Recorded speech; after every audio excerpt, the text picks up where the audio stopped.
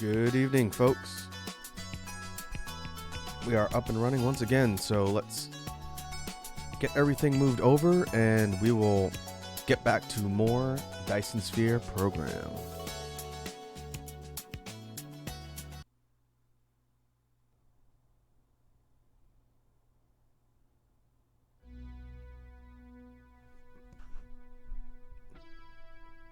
Alright, we got same BGM playlist from yesterday. I didn't have to change anything, that's nice. Hey, Iconic's here. What's up, Iconic? How are you doing today? Hope your Thursday is going well.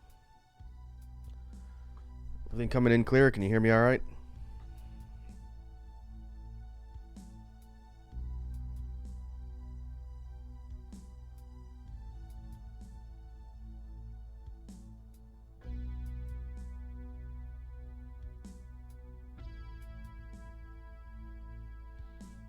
Just checking a couple things real quick for the stream, and then we should be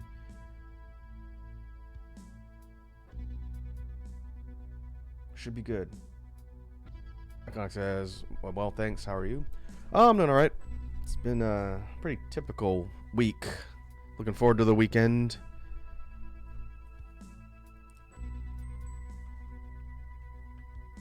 I don't really have any complaints. All right. In fact, let me turn this down. Let me know if the BGM is too loud. Okay. So we are picking up once again in Dyson Sphere program.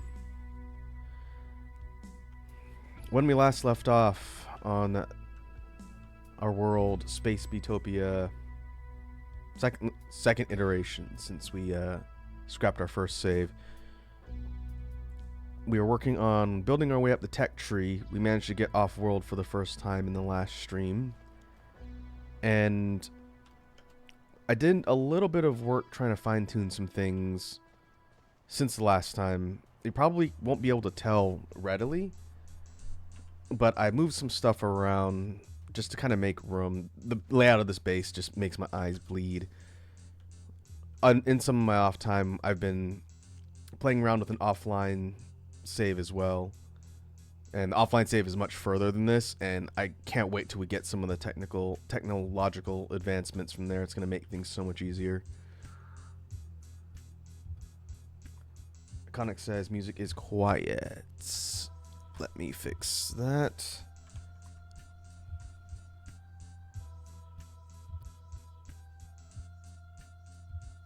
It's going to depend on the songs. The older ones are gonna be might be a little bit quiet. Let me put on one from the recent Halloween album. Yeah, and make sure. Well, let's do this one. Let me check. Let me know how this sounds compared to the other one.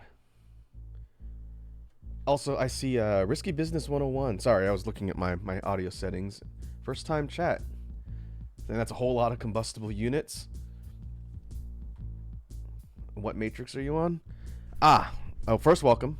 Welcome to the stream. We are in early game yet, and I tell you, I'm... This early base has been a bit of a struggle since... The layout for it, not great. I'm not too thrilled with the layout of everything. It was a lot more cramped before I cleaned it up a little. But we're in the process of trying to move everything to better power. Connor says, still quiet on my end. It shouldn't be too loud. I'm getting about 50%. But I don't want to be too loud or it's going to be hard for me to talk over. So as long as it's audible but low, that's good enough. I don't want it to be dead silent because I'm not playing with the game audio or game music. But we're going to have to overhaul a lot of things once we eventually get some better tech. And originally I had a bunch of these vanes that were pumping out the combustible units, feeding things up to like a real kind of mess of these thermals.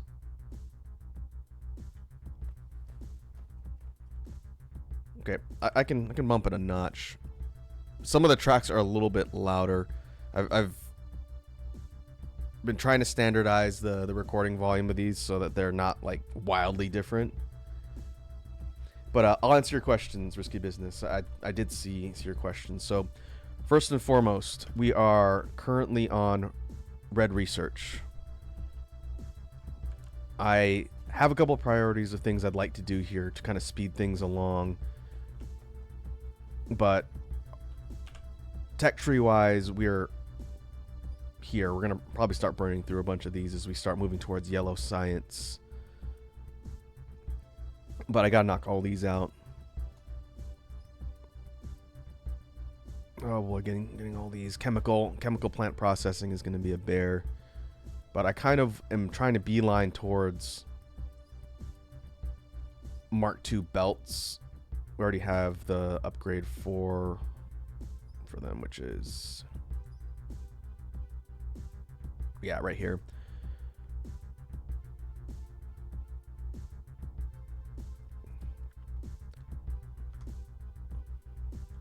So I need to actually do some tweaking to some of the things on the bus so that we can use them to craft some advanced things. These are all Mark 1s. Everything is slow.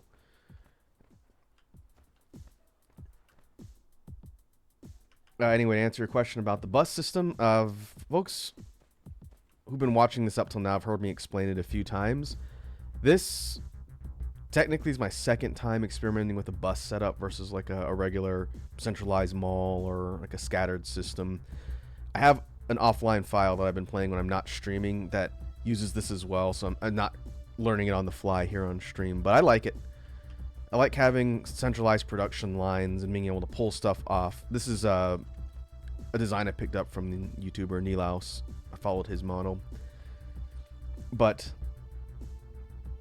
I do think I'm gonna keep building it out. The problem is I built too high up on the planet, which is something I realized a little bit later.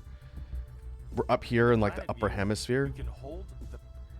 I should have built closer to the middle because the geographical lines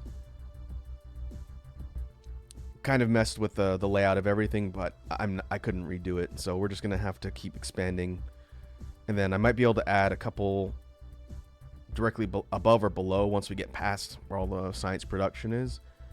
But yeah, that was a mistake I made early on. I'll make sure I don't do that again. Should have been here towards the middle, like the equator, but we're in like the upper half of the planet. And also, yeah, what's up, Capri Sun? Welcome to the stream. And Capri Sun's right. The bus is going to keep going to the east, and once we get a little bit further out, I can add another row of 4 above, and it'll just start there instead of being here at the beginning. And it'll be a little bit pieced together, but we'll make do. Eventually, once we have a lot of advanced tech and we're in control of the system and we move elsewhere, when we settle on another planet and I set up like a whole production facility there, we'll do it better. So first world tends to be a little messy, just trying to get through as efficiently as possible. But we will get there.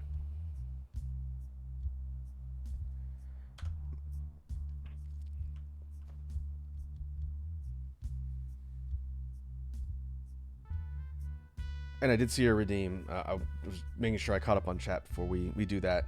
Capri Sun. Risky's Business says, I didn't think it was very viable from what I've played. But honestly, this seems well done and plausible. This is super, super janky. Just because of the clustering of resources around where I chose to start building the bus. One thing I want to do, and depending on how far we get up the tree today, you folks will probably see, it's like the input to the bus is just spaghetti nightmare. It hurts my eyes to look at. Once I have ability to use planetary logistics, what I did on my other save, it's set up the same like this, but I gutted all of this stuff out and used logistic drones to be able to feed everything from different parts of the planet So production and input is all going in cleanly, and it's way, way better to look at than this. But we don't even have bots yet, much less drones. So this is all pretty placeholder, and then we'll clean it up and make it a lot better.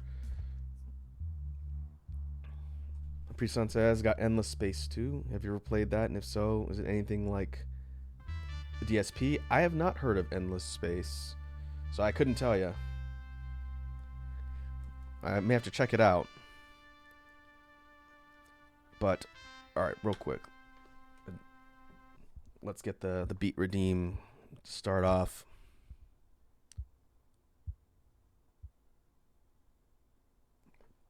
Before I forget. Alright, I'm going to remember the headphones this time. So I know Risky Business is a new visitor to the stream today, so they probably haven't seen this before.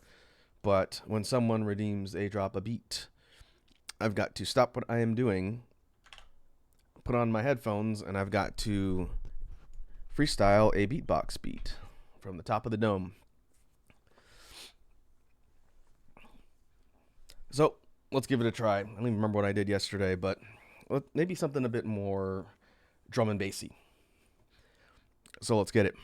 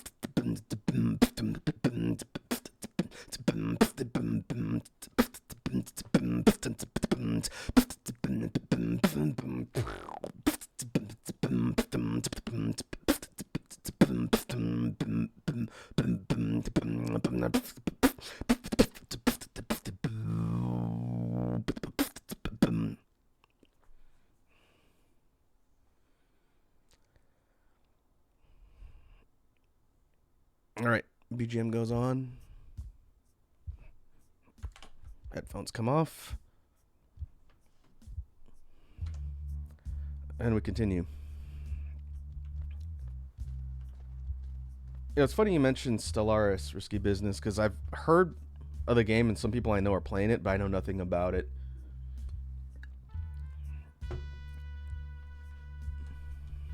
But maybe the one Capri Sun's talking about is a bit more like space exploration versus space automation simulation type stuff.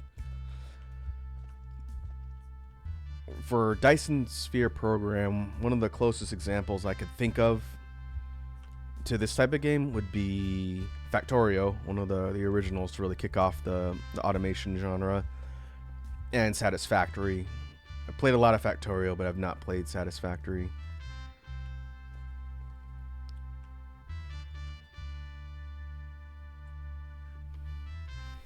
Okay, so let's see, what are we doing? Looking at the bus layout here, so this spot is going to be reserved for titanium. We're at the point in the game where we don't have interstellar logistics, so we can't shuttle things to and from planets yet. So the two finite resources that we need to do a lot of the early tech, one of them is silicon, specifically high purity silicon, and titanium. And we have a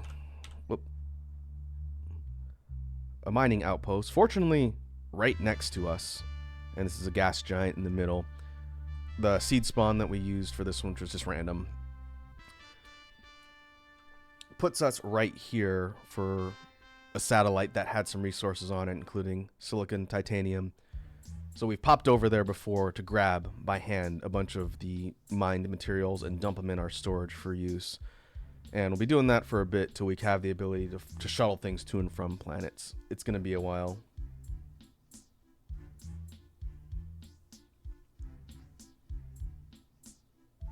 Risky Business is asking about the resource multiplier.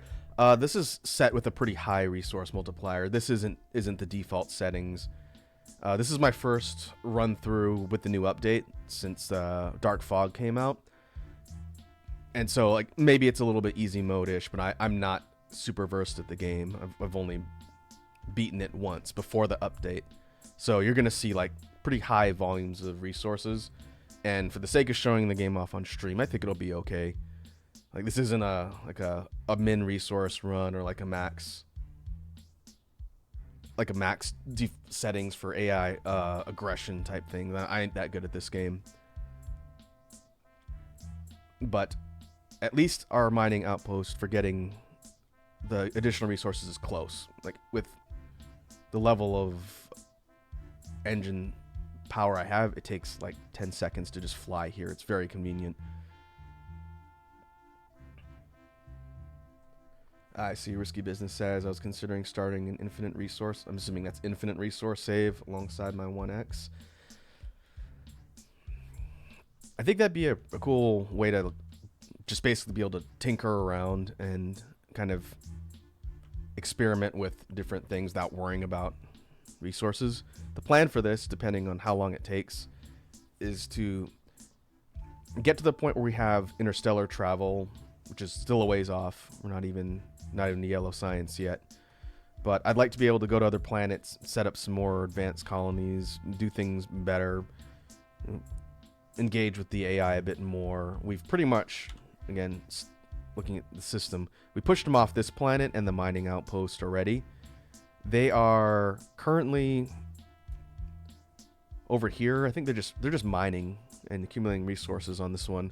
Maybe we'll pick a fight with them later, but they're set on normal. They're not super aggressive, so I didn't want to go super nuts with it since I was new to the update. But eventually we're gonna have to fight them in space and clear them out of the system, get total control of the system, and then move on.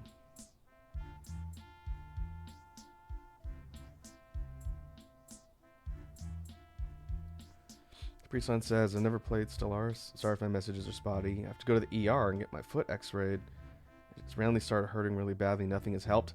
Jeez, that's pretty serious, Capri Sun. Hopefully everything turns out okay.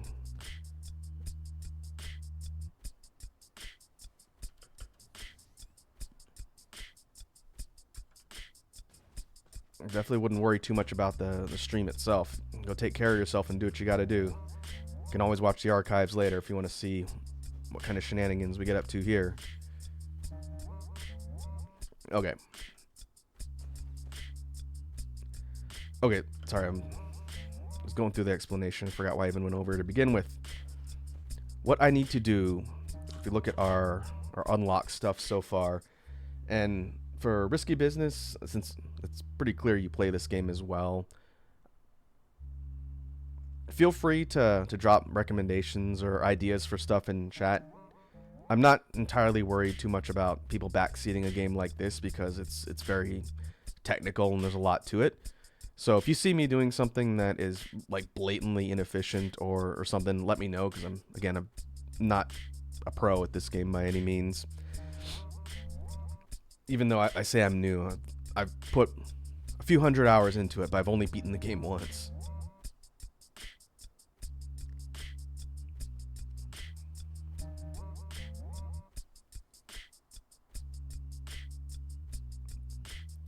But if you look at our upgradable or unlocked stuff here, these electromagnetic turbines, we need these on the bus. These are used for a whole bunch of things, and we need them for Mark II belts. A whole bunch of things are going to require these. Wait, we need them over here.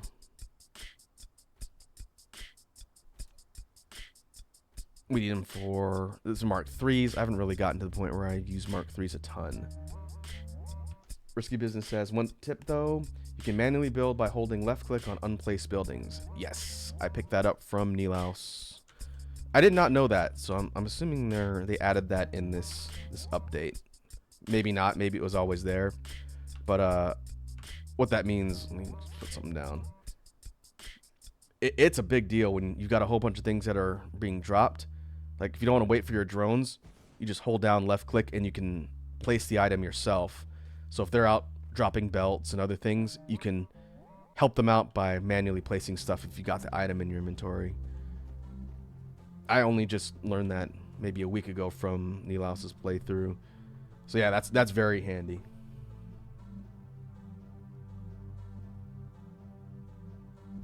Oh, works good on long belt lines too. I'll have to remember that.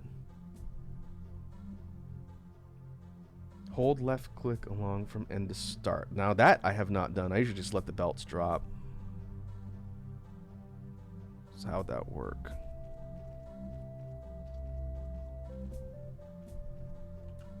Okay. I'll try and remember to do that. It's not really a muscle memory thing at this point, but good to know that it works that way.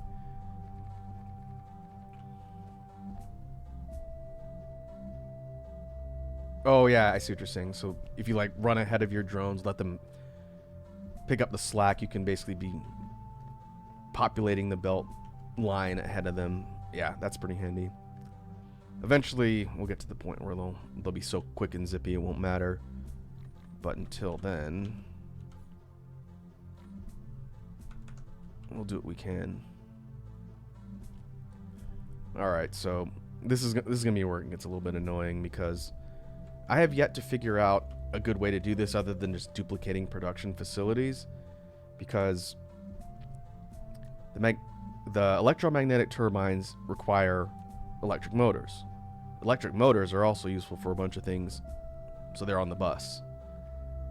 What I could do is pull a line from the bus that uses these and pull some other resources to make these and just feed it back. But I need these for, let's see, what else is it? Is it just the level 2s?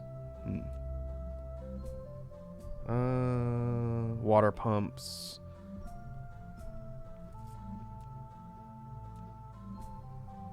I thought it was more, and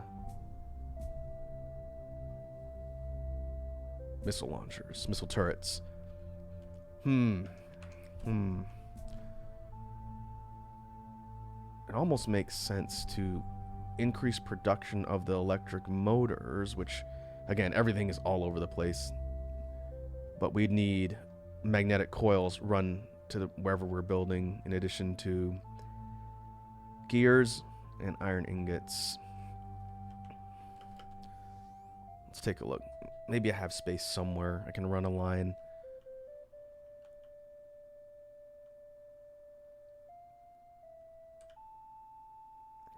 Another problem with where I built, there is like zero room to expand. Everything is really clustered. Again, I wouldn't have done it this way if I had a choice. If we were in the middle, we'd have lots of vertical space above and below in addition to horizontal. But I didn't do that. So maybe we do it this way. We could run motors down from here along with, what is it? Magnetic coils. We could run it directly down here and put a line doing the turbines all the way up here and then feed it up.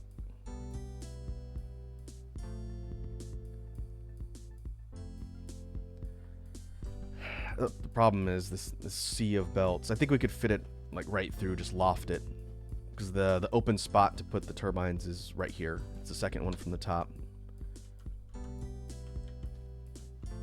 Risky Business says, since you're using a bus, your priority should be Mark II and Mark III conveyors, or planetary logistics, so you can avoid using the bus in some cases, in areas and cases. That's correct, and that is a factual statement. We are right on the cusp of being able to get the Mark II belts. That was one of the things I unlocked. So let's try it for now, and we'll see what happens. I'm gonna run a line from here. Actually, first. I guess it doesn't matter. First one is coils. We'll run it from here. What I did on my other save, which, again, it's further along than this one, and it looks a lot nicer. Ugh, the geographical lines, it's another problem. I'm well past the point where I unlocked the Mark IIs, so this whole setup, while it's the same, everything is double speed belts, much faster. So the production lines get everything to the site faster, and it spreads it out along the entire bus faster. And in cases where I need to be really far away, like Risky Business is saying, you use a logistics station to have drones flying from point A to point B, so not everything is run with belts. And that's what I want to do once I get there. But we're not there yet, so we need to just kind of keep progressing. And then once we do, we'll probably overhaul the base, and may do that off stream if we get further enough. Or maybe you guys can watch me demo the whole thing. Maybe watching me rip up everything could be a little therapeutic, I suppose. Ooh, gotta hydrate from Iconic. Risky Business asks, does your other save have Dark Fog enabled? Are you at the point of farming them? Yes, but I pushed them so far back in the system that they don't really attack on a planetary basis. So the only attacks they're doing right now in my other save is from the main hive in space, like space to surface, and they've done it once. It just got to the point where I can just show you. If you folks want to see a sneak preview like we did before, I'll show you what it looks like, and then I'll show you kind of where we're trying to get to rather than trying to explain it. So let me save here. This save is, how long is this save? 15 hours. The other one is almost 40. This one, yeah, 38. So this is a brief glimpse into where we're headed, and then we'll get back to our original file.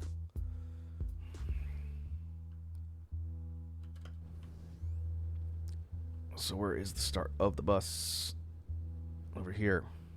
So still a lot of belts, but it is not nearly as messy. Whoa, hey. We got a raid from Toxicure Wazzy. What's up, Wazzy? What's up, crew? Welcome, welcome. Thank you for the raid. Let's see. How about a shout out? Oh, Iconic's quick on the draw. Thank you, Iconic. Welcome. You guys are playing Lethal Company, huh? How'd that go? We are playing through some Dyson Sphere program, trying to build our factory. I'm previewing one of my other files to kind of show off where we're headed, so this is probably going to not mean much to folks who don't know the game, but you can at least see some of the level of complexity as we go. Vera says, Wazzy died a lot. Ah, yes. Same as it ever was. I have never played that game, but a lot of my content creator peers are currently playing it. Okay. So again, I won't spend too much time here since this is just a preview, but for folks who are familiar with Dyson Sphere program,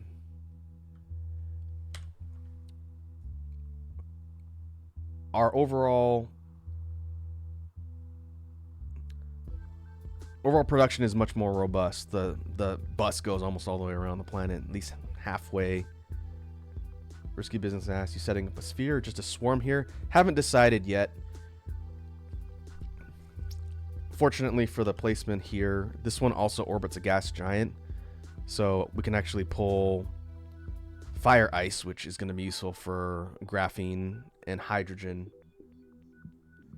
But if we take a look, and I think I showed this off before in a similar capacity, the things being fired out like little lasers, pew-pews from the planet, are solar cells that form the Dyson swarm, and this central star is right here in the middle. So the Dyson swarm creates a solar sort of array around, and it allows you to harvest energy from the star itself.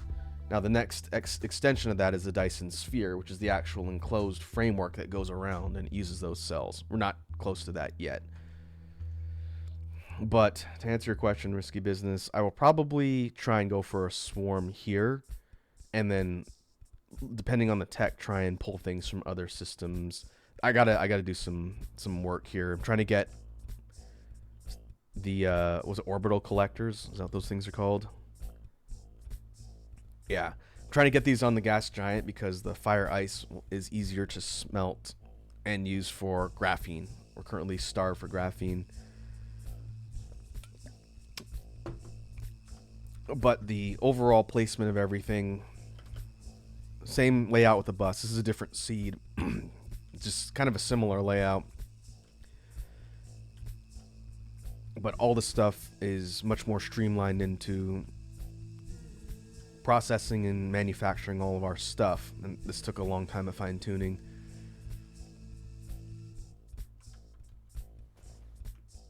But this is where we're headed. And as far as the research level here, we're 2 research tiers higher. This one is already through purple. So we're on red on the other one. The next one's yellow. The next one's purple. The next one's green. And tech-wise, we researched a lot further up in the tech tree. So I'm actually working on warp technology so we can hyperspace jump to different spots faster. But let's reload our save and resume. Risky Business asks, is the Hive ever a threat to interplanetary logistics? So I was wondering about that. That was something I wanted to see. Capri Sun says, I have to go. I forgot my charger, so my phone has to go on battery saver. Hey, no worries, Capri Sun. Take care of yourself. I hope everything works out for your foot and everything. Be safe, and I will catch you later. So to answer your question, Risky Business, when I set up, again, I don't have it here, but when I set up Interstellar to be shuttling stuff from the nearby planet to my home world, which is what we're going to do here eventually, I was curious because it won't be really a factor for this save, but in my other one, the mining outpost was across the system. And so we had vessels shuttling resources to and from a planet that was a little bit further out, like maybe close to where this one is, roughly. And I was wondering if the Hive, which the Hive for the Dark Fog is right here, I was wondering if they would attack your transportation. And as of right now, in my save, they have not. They've attacked my planet, and they've sent like a squadron of destroyers to my planet, but they haven't messed with my logistic lines yet. So I don't know. My guess is maybe they will at some point, but right now they haven't.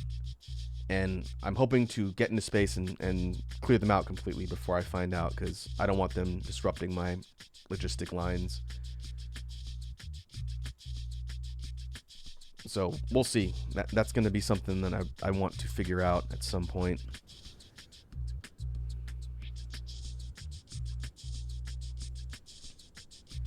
Risky Business says, might be the vessels would have to pass directly through the Hive, but if they don't attack your sails either, then it might be just if you fly near or they attack planets. Yeah, it's weird because the flight path, depending on the orbit in that other save, does take the vessels like right next to the Hive. I don't think it goes through it, but I think they'll fly right next to it. And I watched a little bit, and I haven't seen them get attacked. But if I fly near the Hive, then they immediately aggro and they start blowing me out of space. So we'll see. If I learn otherwise as we go, I'll be sure to mention it.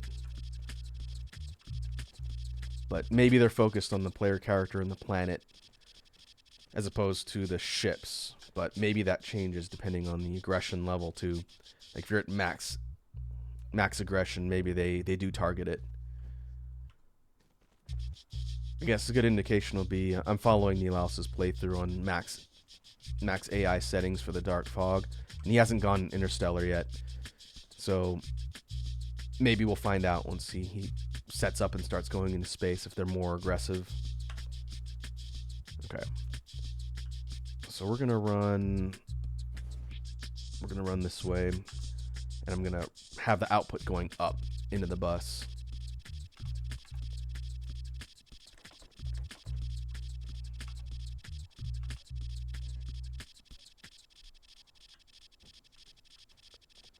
Let's see, maybe right about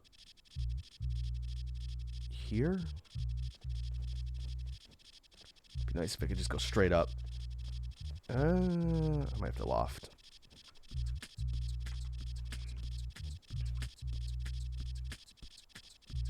Yeah, I'll just go all the way over. And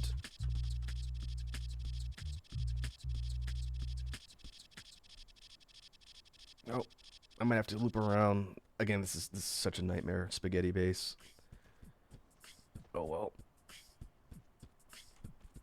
We'll do it better eventually.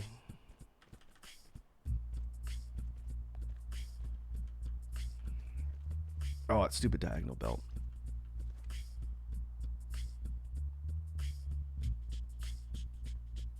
There we go.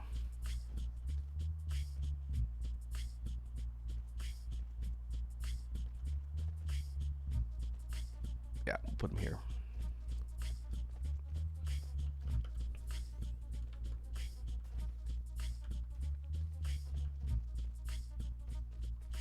Okay, so output will run up there. We go turbines. And I think I will run, see if we can get 6 of them for now. And then, actually, I think we might only have room for 6, maybe 7.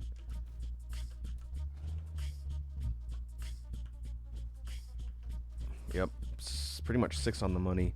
Not ideal, but for Mark 1 belts, one thing we learned was that you can only really handle input-output for 6 assemblers at once. Mark 2s, you can go more because they're distributing faster. But we shouldn't really be at risk of burning too much. These are 2 and 2. So ideally, we'd want twice as many engines being produced. And how many I do? Like 7? Yeah, 7. Yeah, we'll see how long it keeps up. But now we have everything zigzagging over the lines, and now it's being fed into second from the top line of the bus. We're going to need to run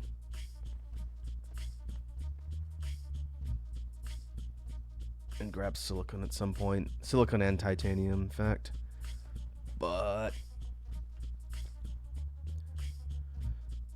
let's see. First, I want to run down here and start making Mark II belts. That's the whole reason why we put these turbines down here. So to that end, oh god, it's gonna get even worse.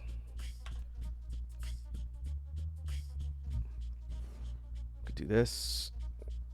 Mark IIs require turbines and Mark 1s, I believe. Yep.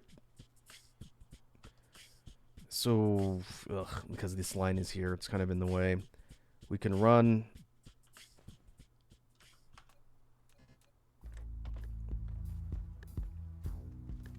a line down here from our brand new part of the bus.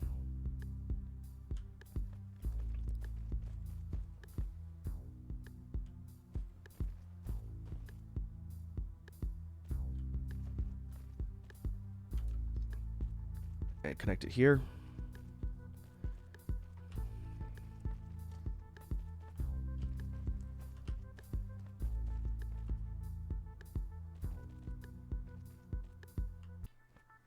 Come on.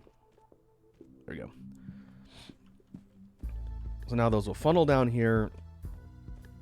It's going to split the supply a little bit, but right now it's primarily going to be used for the inserters, or sorters rather.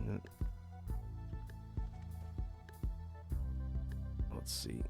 Oh no, I'm wrong. The Mark IIs are already over here, so we just need them for the belts. Okay. And we'll have them dump out right there.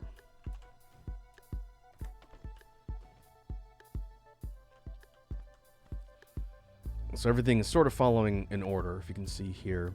We've got the level 1 belts being produced and dumping into the main chest here, and they're being fed from here. In fact, what is it, 2 to 1? 3 to 1, okay. We'll triple up and have them pull over here so this does it a little bit faster. And then maybe we'll just do 3 and 3. So now they will have power. And everything is going to dump out here, and we've got our Mark IV belts. Why do I have so much graphite in my inventory? I think it was pulling up the power stations. That's probably why. Oh, I don't even know if I got iconic stretch. In case I did, I'm stretching again. Oh.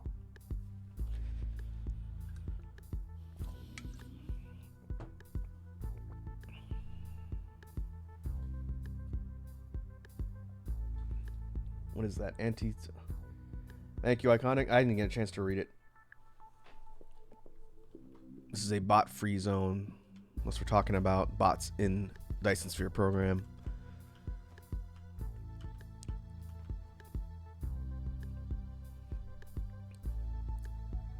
Yep, like Risky Business says, Mark IIs are underway, and now we could start thinking about how we want to start using those. One thing I did in my other save, because I was just running around, I had the time. By the time I got back to the production output for the Mark IIs, there was a whole boatload of them in there. So I grabbed them and I just upgraded everything. Like I swept through, used like 2,000 of them, and just upgraded the entire bus line. Which I could do. And I probably will. It would make all of these production lines more efficient temporarily.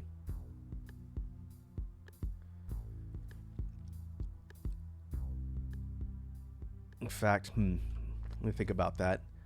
How much more power output is it going to be if I do like a big sweeping upgrade of all these? Because I can upgrade the sorter so that they're pulling stuff and pushing stuff faster as well. How's our power output look? Oh, not even 50?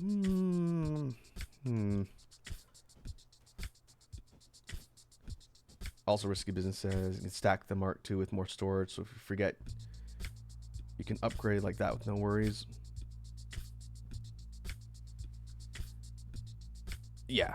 In fact, we're probably going to need to. I'm going to need so many belts. But let's see. Let me go clear out some of this stuff. I have a whole row of these here that I've been dumping random stuff in because we had to overhaul the base once already. So loose stuff is just going in here for now. I've learned that dump chests are being colloquially called chests of shame by the community. Chests where you just dump all your empty stuff because you don't have a spot to put it. That's really funny. I have 15 of them. I had to move a lot of stuff at once. It's fine. Let's make some room.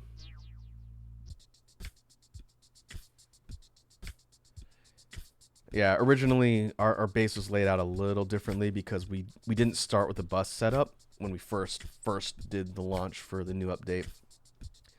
So it was kind of a decentralized mall setup when we started, and then I started tinkering around with the bus, so I overhauled everything and I had to move a whole bunch of junk, and a lot of it's still in there. I'll clear it out eventually.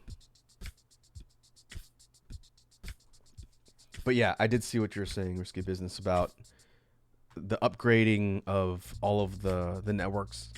It has to be done hand in hand with the belts and the sorters, or you get no real benefit. So let's see. Let's open this up a little bit more. Maybe not, because we're gonna be pulling. We're pulling too many motors. We're gonna run out. Let's do a few of these for now. And I'll do what I did on my other save file. We'll put overflow here. So as I start pulling up belts, because I think when you upgrade, you get the old one. So if we upgrade Mark II, 1 to 2, we're replacing it, I think. We'll find out when I do it in mass. But we'll dump extra here, and it'll pull these down first before the lower chest.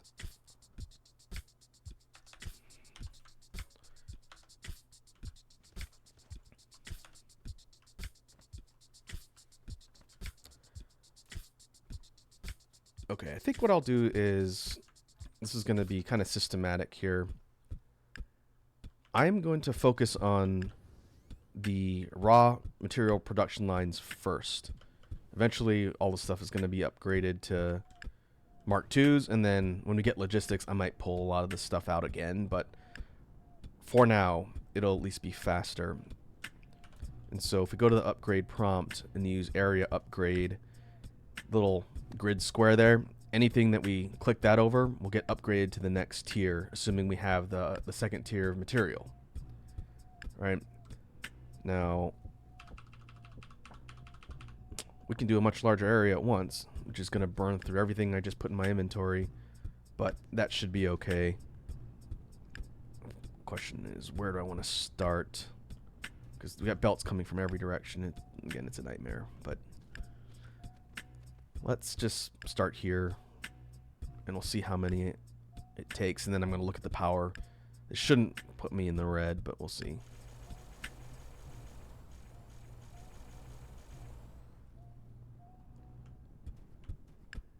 Where are you? Where's this line going? This line is going nowhere. How long has that been there? This line of circuit boards right here is just nowhere. It should be going into the bus. Those are being used for a whole bunch of things right now. Why? Wow, it's embarrassing.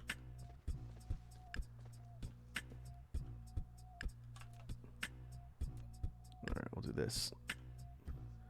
Yeah, I think what happened, it doesn't really excuse it, but I think what happened was this was part of the old setup, and these are running somewhere else. And I never reconnected them to one of the main lines once I started moving everything over to the bus.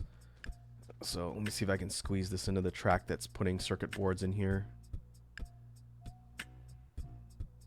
Oh, that's going to be very cramped.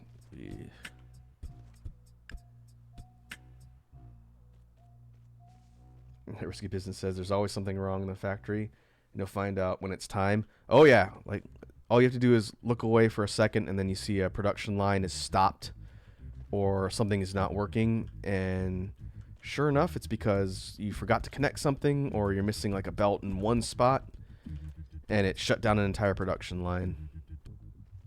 That has happened to me several times now across my playthroughs.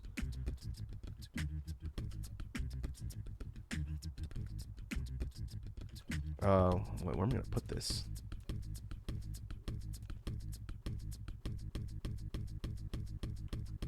Can we go here? Yeah, we can do that.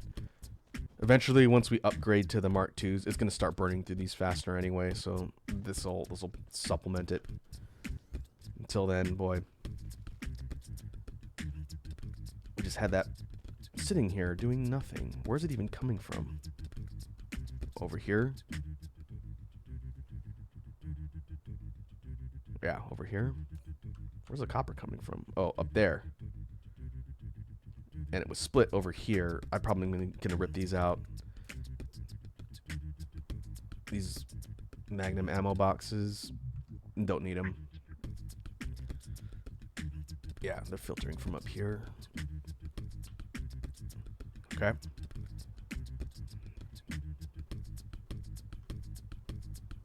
So how are we doing power-wise? Just drop down a few hundred Mark IIs. I think power-wise will be okay.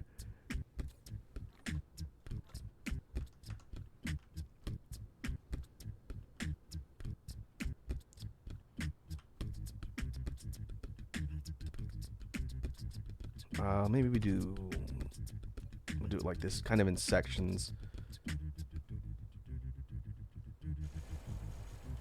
And we have everything leading up to the bus for now.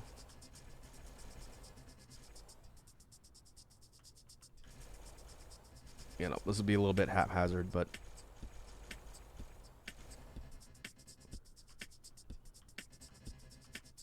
we'll go through, and if I see something that's still like a level 1, I'll fix it on the fly.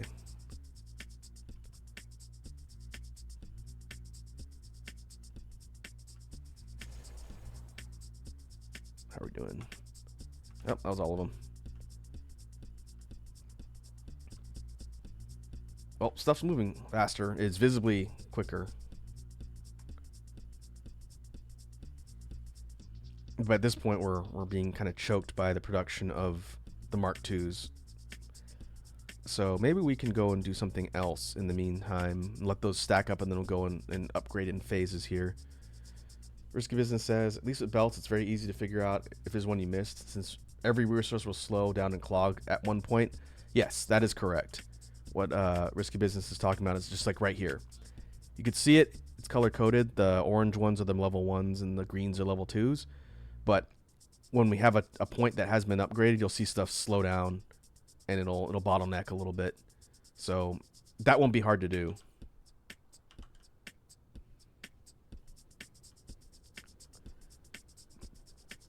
But let's see.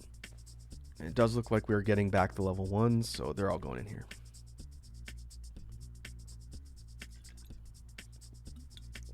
Iconic says, I love just nodding along the stuff you're all saying without a clue in my head. Oh, I like your funny words, Magic Man. It's okay, Iconic. It's all kind of technical, but as we go, you'll see kind of how things change with this whole upgrade and whatnot. Like, the whole point is to be doing things faster with more efficiency. And we are getting there slowly but surely. Eventually, again, I'm going to overhaul this whole setup so it's not just this. But for now, it'll be serviceable. And then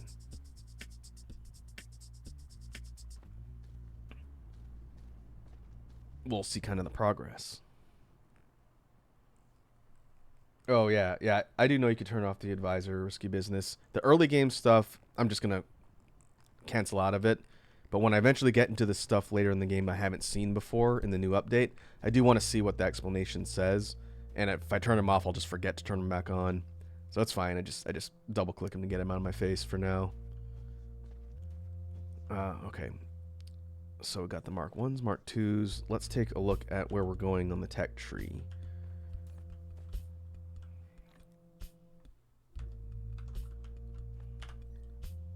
Okay. Let's start knocking out all these research things for now. Make sure my red signs isn't bottlenecked over here. I think it's just been stacking up in storage, which is what I wanted. Yeah. Getting all these up to Mark II is going to be good too. They'll feed over from the site where we're processing oil, which that is going to become its own problem soon. Oil and fluid processing mechanics are one of the challenging parts of the mid-game, I think. But we're not quite there yet, but we will be soon. Plastics, acids, and other things we need. Fortunately, because we're on normal AI settings and we forced them off the planet, the dark fog isn't going to bug us. So we're essentially okay to go through and try and upgrade stuff and fine-tune the base. The space colony threat goes up so slowly, but once you hit Dyson Swarm, it starts going up quick. Like in my other save, it goes up like maybe a few ticks every minute. And as I continue to build, it's going to go up faster to the point where we're going to have to fight them off in space. But we're not there yet. In fact, let's go take a trip to the other colony and pick up. I'm going to grab titanium. We're going to need it soon. And in fact, where is overflow? Let's do this. This is what I did in my other save. These big crates, these Mark II crates, are for overflow of silicon and titanium. So we can grab a lot of them since it's just been mining and stacking up on our other colony. And then what I did was I took the drones, or the bots rather, and dumped a whole bunch in these chests and had them fly over and fill the bus for me. But we do not have drone. Oh, we do. We have the distributors. I've not made any yet. We don't have processors being made on the bus. That's why. That's next. But before then, let's go off-world. So we'll save. I'll take a side trip. In cruise mode, you can fly the mecha to different planets or planetary systems by following. And we want to hit mining outposts. Again, this thing is so close. I don't think I've ever been that lucky with having a farmable planet be right next to my starting point. It does make things easier.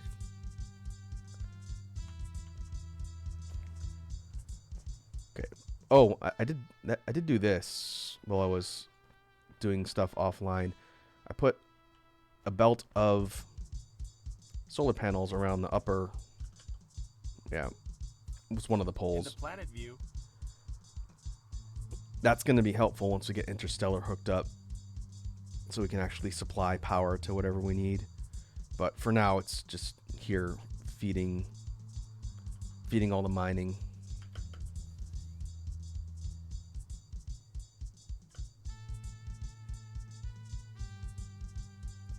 Which is over here. This is the main site here on the mining outpost. I don't really need as many of these wind turbines now with the solar panels, but I just left them. It's fine.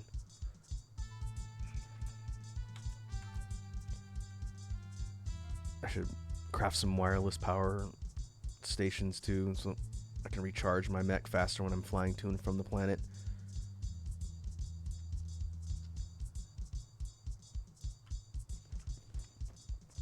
That'll be fine. But our mining sites over here. So we have silicon and titanium being mined and dumped into chests, so we can grab it. And one thing I learned in my watching Nilaus's playthrough that I did not know, I did the majority of the pre-update early game, just shuttling inventories full of all this stuff. I didn't know that you can hold control and right click, and you can just stack up. I think it's infinite. I've never seen it hit a limit, but you can basically take more than you normally be able to carry by right-clicking and holding control. So now I've got 9,000 of them. I'm going to empty all these. It's probably going to be like 40,000. So see how it says 9,000 under the counter? I'm just going to keep right-clicking and holding control. If you click, I think it's left-click anywhere, you're going to dump everything. So you have to be a little bit careful. But if I just go down on these other ones, right-click.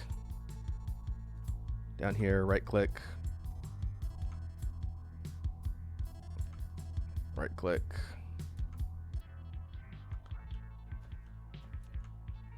Right-click.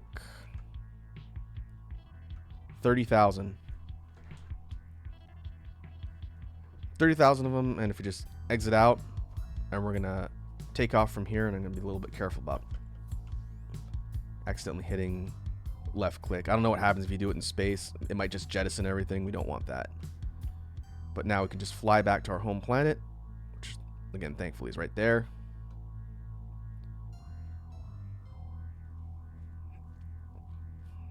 And again, as long as I don't click anything, nothing happens.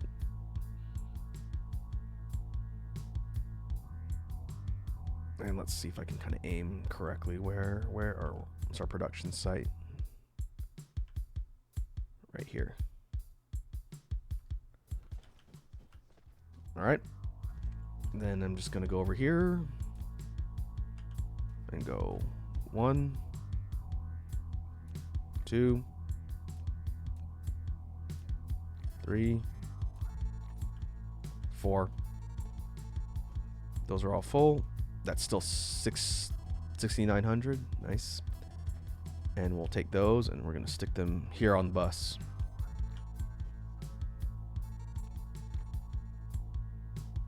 Can only go too high right now. And then the rest that's in my inventory, I'm just going to stick into storage here.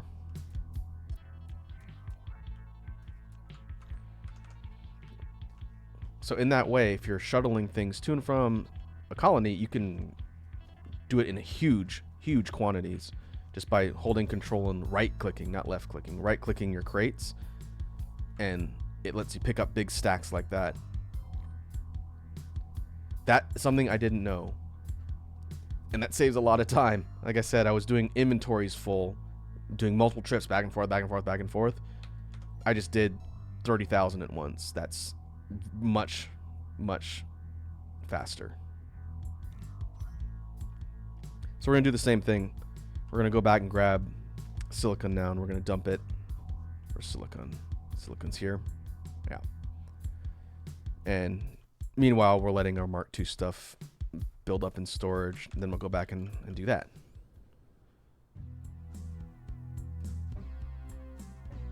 And until we get further down the line with the ability to use interstellar logistics to ship stuff to and from planets, being able to do it in tens of thousands will be nice in the interim.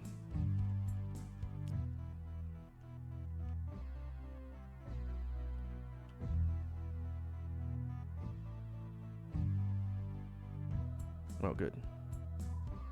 Right on target. And eventually I need to come back here and upgrade all the stuff to Mark II so it can transport raw ore and the finished products a little bit quicker too, but we'll do that later.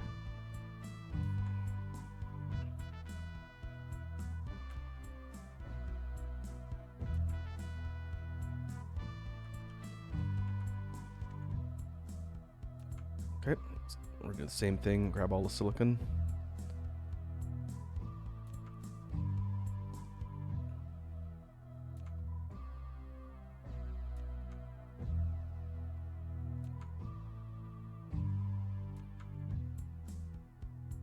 $29,000.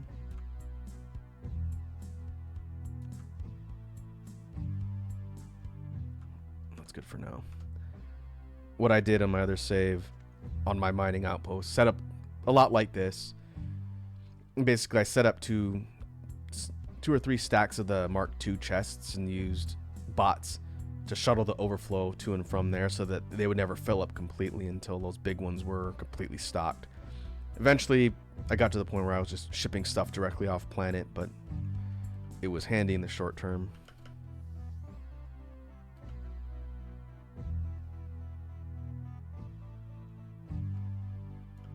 Oh, there we are.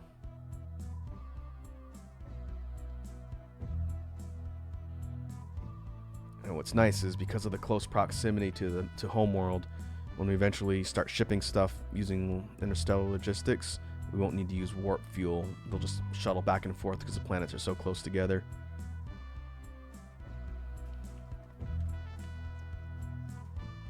Alright, where I say it was right here. Yeah. Go there. Go there.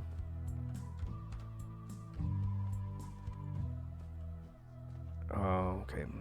Let's do it from here.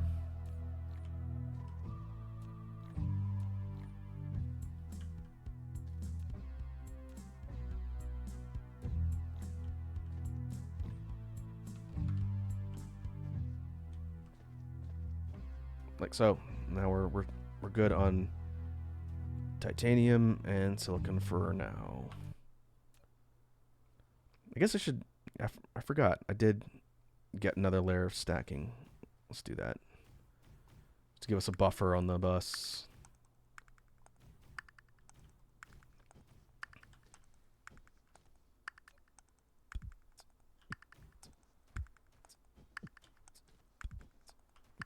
Now let's see how we're doing for belts. It's a little bit better. And for sorters, let's take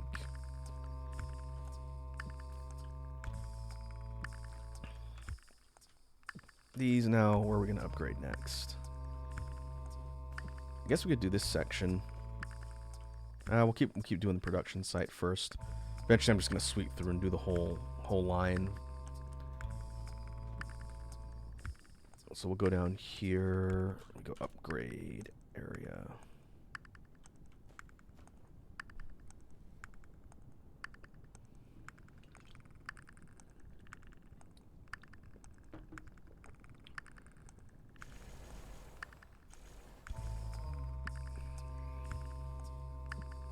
Risky Business says, don't know if it's because of mods or not, but I just started an infinite save, have 3 miners, all different veins, and they have a symbol flashing black triangle, white arrow pointing down. Any idea why?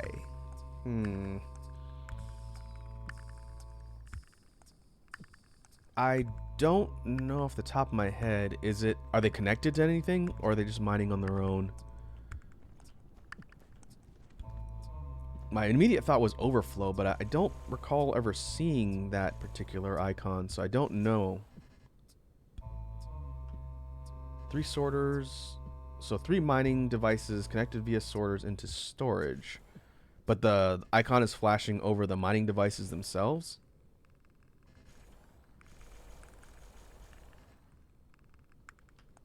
Huh. Weird. Yeah, I don't know. I wonder if that's part of a mod.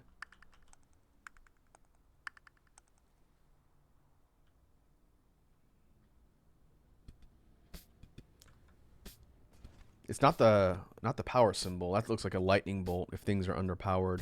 So it's not that. But huh. Yeah, dude, I don't know. I couldn't tell you off the top of my head. I guess maybe you can see if connecting things to it will get rid of the symbol. Like, are they functioning normally, or are they like underproducing, or what's the yield look like?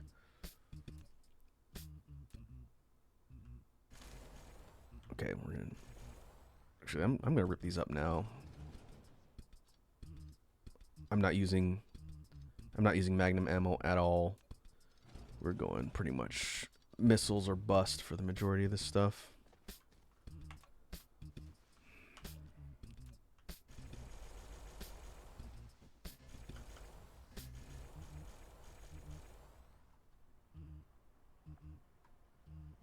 No, there's more coal up here. Eventually we're gonna have to start doing proliferation too, but I'm not really gonna prioritize that for now. We have not gotten to proliferation so far when playing this game. My last save that I started before the update came out on stream here was meant to show the game off, and then I learned that you had to start over when the update came out, so I scrapped that save and we started this one.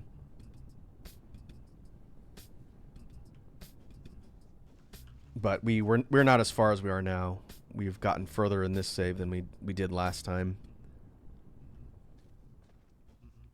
Risky Business says, I think I discovered a game bug. Might be due to mods again. I don't know.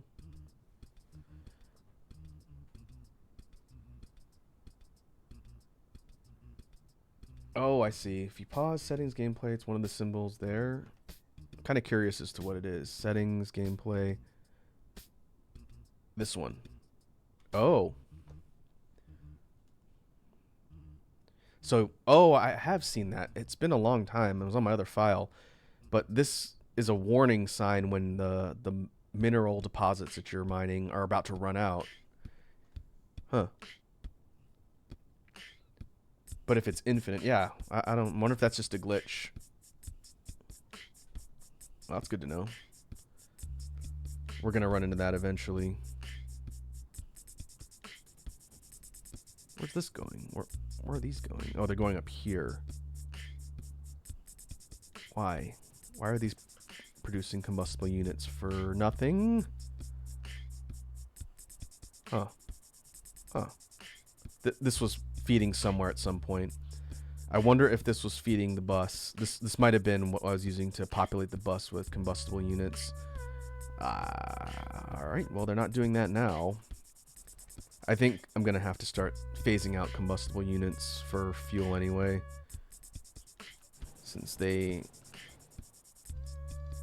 are a little more costly to produce compared to graphite.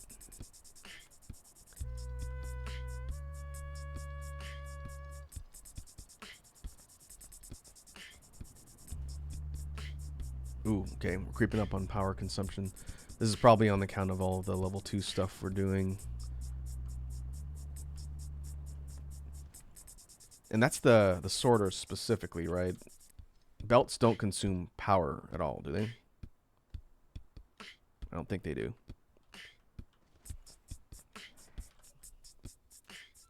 Yeah, so it's just the sorters that are consuming more power, and since we're dropping so many, it's probably upping the strain on the power grid a bit. It's okay.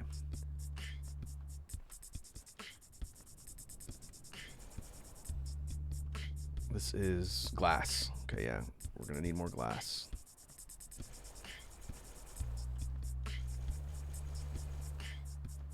And what's up here?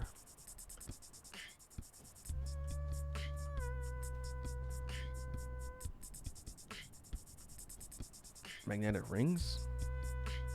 Or coils? Where's this going? Oh, all the way down to the bus. Okay, yeah. It's one of the main production sites for coils. All the way up here? Yeah, I definitely need to retool all this stuff once we get logistics, planetary logistics. I think what I'd like to do is set up a bunch of mining sites, funnel all that through, and have all the production sites connected instead of scattered like this. In fact, for that reason, I'm not going to bother upgrading that. I'm probably just going to pull all that out later. Same thing with this. These are stone ore being crafted into silicon ore, into silicon, purified silicon, before we could go off world. This is all going to go out. Can do this part.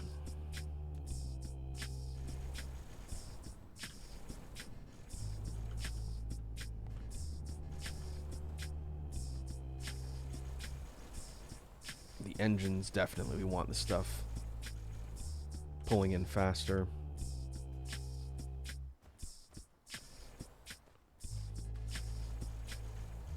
How are we doing? We're out. Out of belts again. What I could do, I know Risky Business had mentioned our abundance of combustible material. We could retool some of these areas up here and run more power, because with the Mark IIs, they'll run the power to their generators faster, so it should allow us to put some more in here. That'll get us some additional power, I think. Maybe up here. But we are out of belts.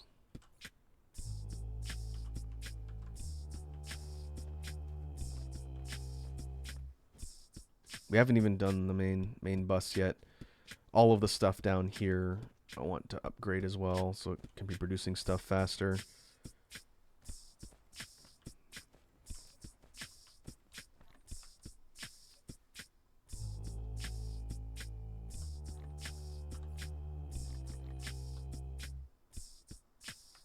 Okay, let's dump off the level 1.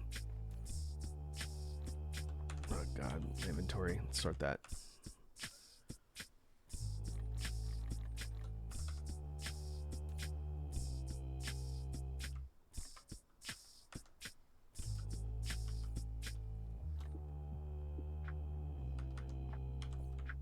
And we'll leave everything here. We can go dump all that ammo in the chest of shame though. Let's get rid of everything while I'm here.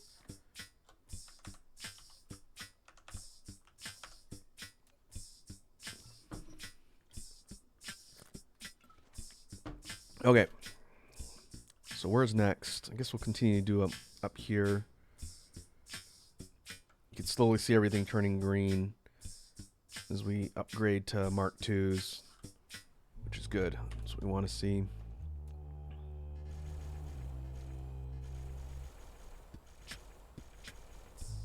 This is steel site, steel smelting site. More combustible materials. Yeah, I guess here's a question for you, Risky Business, since, again, I know you play this game. Do you use combustible materials for early game fuel, or do you go for graphite? What do you prefer for your fuel consumption for things like thermal up here?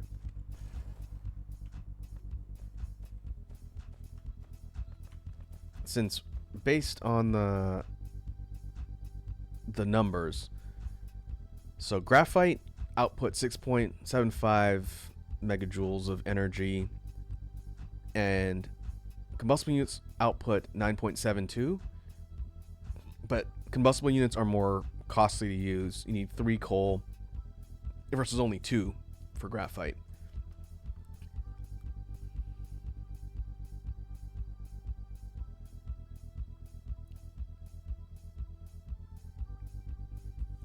Risky Business says thermal is raw coal. Graphite gives nearly no extra energy with how much it takes to make. I did see that, and maybe raw coal is less of an issue if you have Mark II belts and you can pull them to the site faster. But I was finding my generators would run out and they'd starve themselves with more than 4.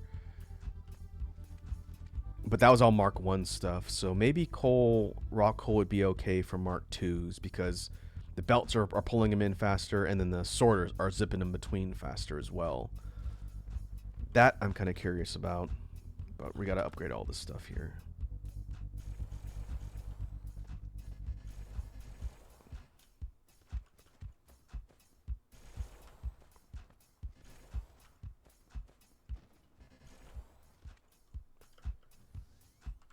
Because it'd be a lot less of a cluster, quite literally, to yank up all of these sites here and just have them pumping direct lines of raw coal into our thermal site. In fact, I might do that.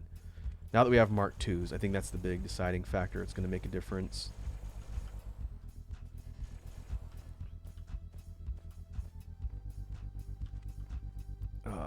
This site is using graphite. I was kind of testing to see which one would work better. Oh, I might have Mark II sorters. I am. Okay.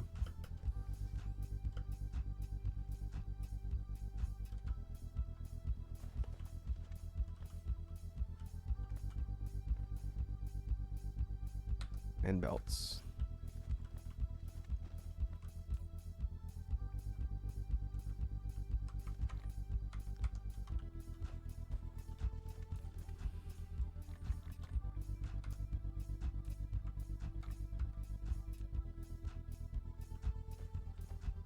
Yeah, we'll grab these.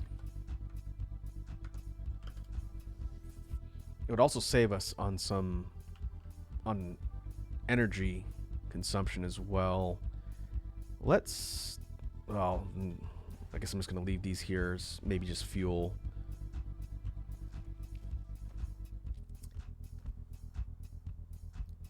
Let's pull these up. We're going to take this line out, and we're going to have a fuel line directly up. So based on the math, Risky Business, are you saying combustible units isn't worth it for fuel versus raw coal? Is that what I'm kind of hearing? For thermal, at least. Okay. Well, it'll help now that we've got Mark II stuff. It'll make it a lot faster. So we'll do this. We're going to retool this entire section. And I got to be careful not to delete this line. This line is actually going to the bus. This one up in the air, we want that to stay.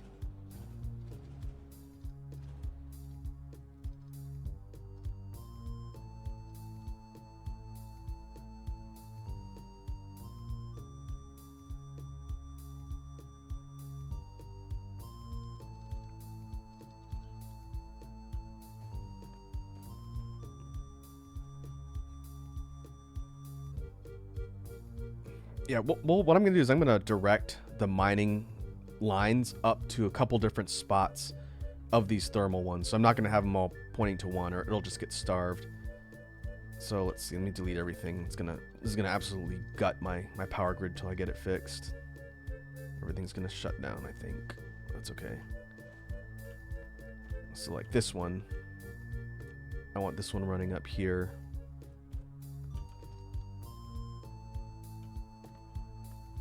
And we're gonna just cut off everything going here, and I'll just systematically grab these for fuel or something, these ones in the chests.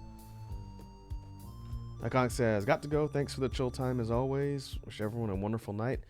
All right, Iconic. Thanks for tuning in and hanging out while we talk Dyson Sphere program. Hope you have a good rest of your night.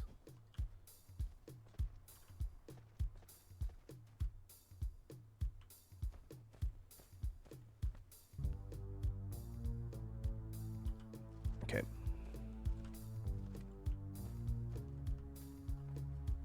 Hey, Lava King's here. Lava King says 80s jazz noises. What's up, Lava King? How are you doing today?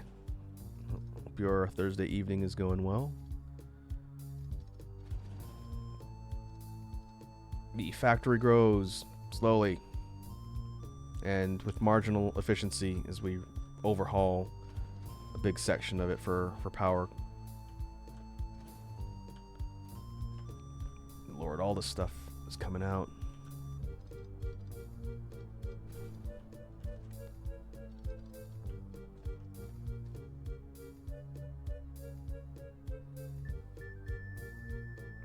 Okay, I'm gonna just delete all the belts to the mining machine so I know what's going where, and I'm gonna relay them out wherever I need to put them. Because right now we have some connected, some others merged. It's all just spaghetti.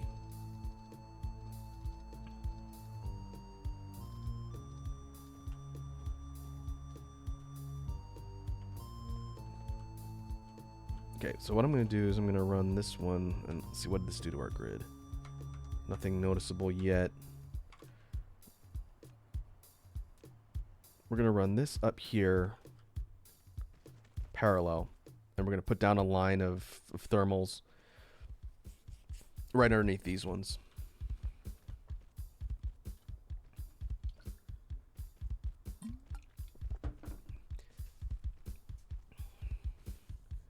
Resun says, I'm back. My roommate came through with a charger. Oh, okay. I did see your chat further up, Capri Sun. And hopefully everything's going all right. You didn't miss much. We're just overhauling our power grid a bit to make it hopefully less jank.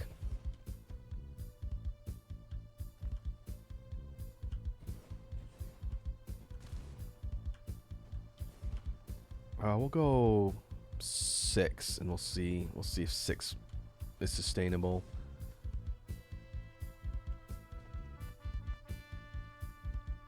And I'll put whatever I can fit.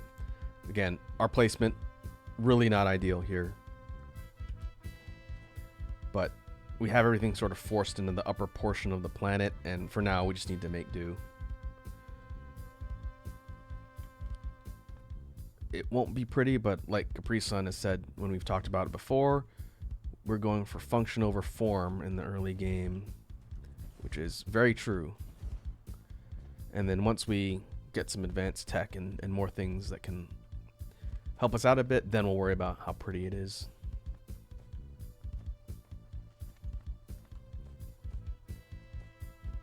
Okay, so these two lines need to go somewhere. Maybe we direct them, instead of underneath, we direct them up here. There's a copper deposit here we can just kind of ignore for now.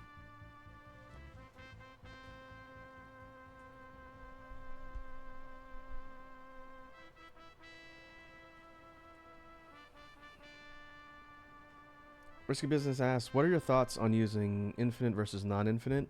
Not in terms of how people should play and whether it's cheating, whatever else, but more so potential expandability. There isn't an infinite world like Factorio, so I'm more inclined towards infinite. That's a good question, and I've only played on like the standard modes with the resource multipliers, but I think if you're playing on infinite, basically there's no motivation to really expand. You don't need to once you have access to all the resources. But conversely, if you wanted to, basically you could just set up functioning factories and colony sites all across the planetary system, which could be pretty fun. And these are absolutely eating the supplies up here, so those don't go there. Looks like it's one line per mineral line, I guess. And so I haven't tried like an infinite resource run. Maybe I'll do that in the future. just to kind of see how the game flow feels differently. But I kind of like the idea that things are finite, because then you're always trying to expand out and move into different parts of the system, or star systems rather. I'm more curious as far as how long it takes before your machine, your PC, becomes so encumbered by trying to keep track of all the different bases and whatnot that it just ceases to run. My original save, the farthest save I've gotten that I've beaten the game pre-update, had four planets fully built up, and dozens of things flying around through space. So it was definitely taxing my machine. My machine was kicking up a bit, but it was still running fine. The game didn't visibly lag as far as I could tell. But I imagine you're going to hit some sort of resource event horizon eventually. Then it's going to probably slow down the actual performance. But until that happens, I imagine you can just keep kind of expanding out and seeing where things go.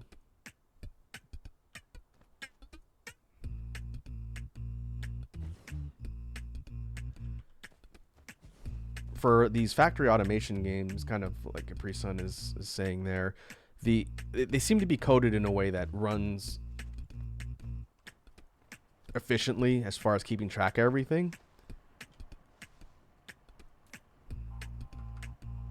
So I guess we'll just have to see as I play through my other save and start expanding out into other parts of the star systems. I'll let you folks know if I ever run into that system limitation, but to Risky Business's point, I think it does come down to your hardware more than anything else.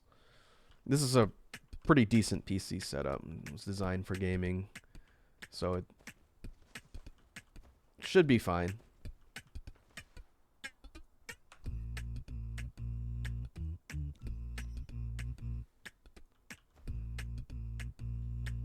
Okay, Capri Sun. Yeah, report back on Endless Space. If it's fun, I might have to check it out.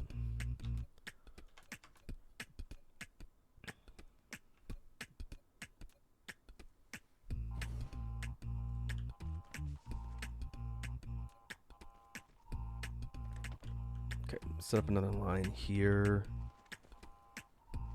Looks like 5. Looks like 5 is the limit.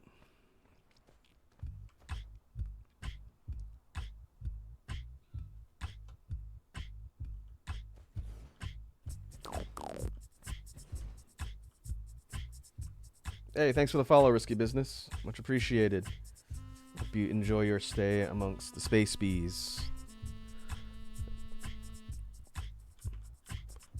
It's been good chatting with you about Dyson Sphere program. It seems like every once in a while people from the community just stumble upon my streams, and usually it's a good opportunity to learn stuff, so much obliged. Breeson says, still haven't played the new Vampire Survivors DLC. Emergency meeting. Me neither. I'm kind of waiting till I have like downtime on a trip or something, and I'll check it out on mobile. But I did see Breeson Redeem drop a beat again.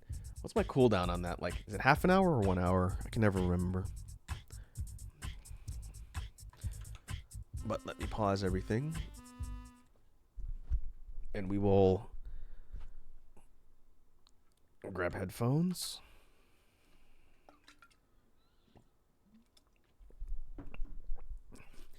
All right, so I got to think of something a little different. We did drum and bass before. Maybe we'll do something a bit slower.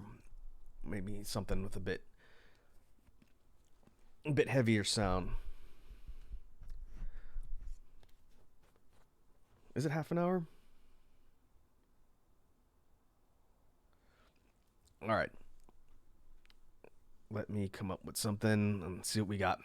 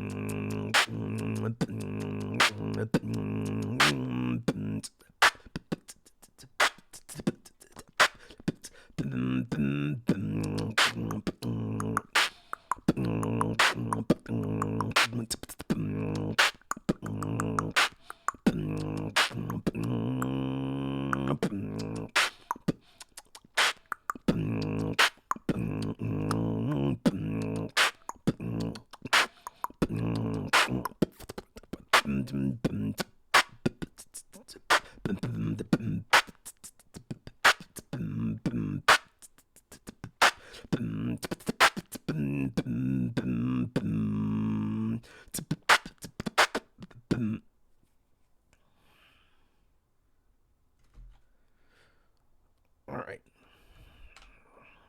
Headphones off. BGM back on. We resume. Risky Business said, on the topic of infinite resources, there's that one hand I was talking about with infinite, but on the other hand, I just pulled 31 coal for my first thermal setup. 31 coal per second.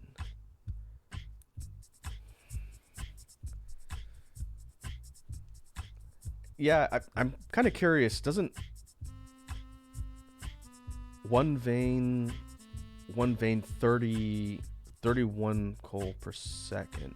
Is that 31 individual deposits? Because isn't it? It's per cluster, right?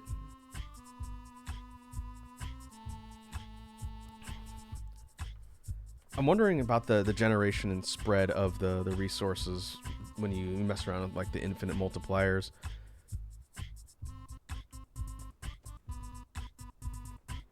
Oh, 0.5 ore per second per vein.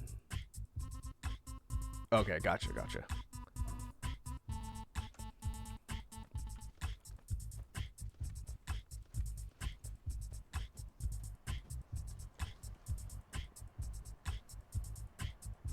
Okay.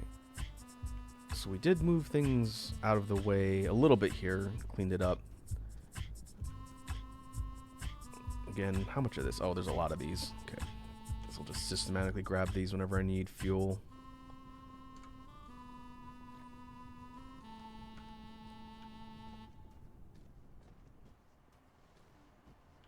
Oh, I see. Because they're infinite. Yeah, since you're infinite, you could basically just cluster all of the mining devices around one vein, cover as many as possible, and then have them all funneling to a specific spot.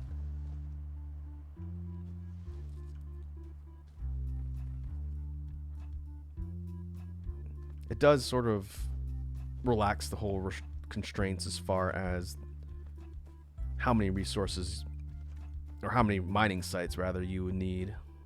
That is interesting.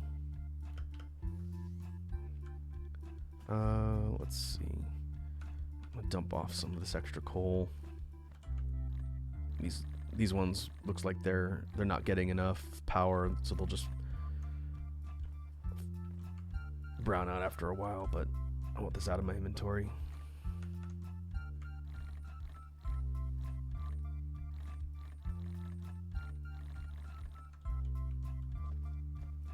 In fact, let's put a shame chest right here and we'll keep all this there.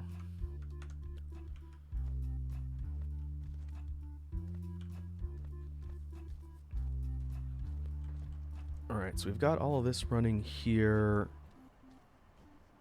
This stuff up here, I believe. I'm going to double check before I delete something I don't want to delete.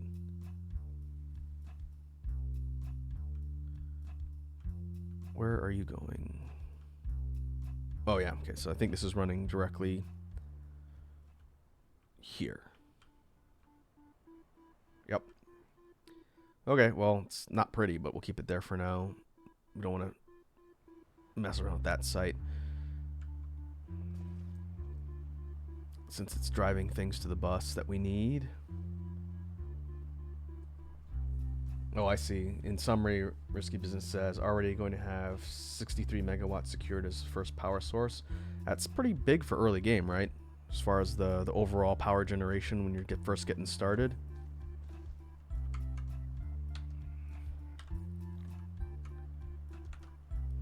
what are we at for total production here? We're at 199 megawatts. It was a bit lower till we added solar power.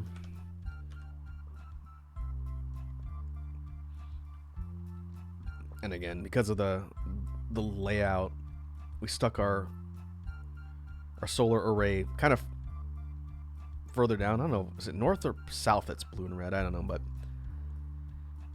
we could have gone around the middle a bit more and had a bigger circumference, but it's fine for now.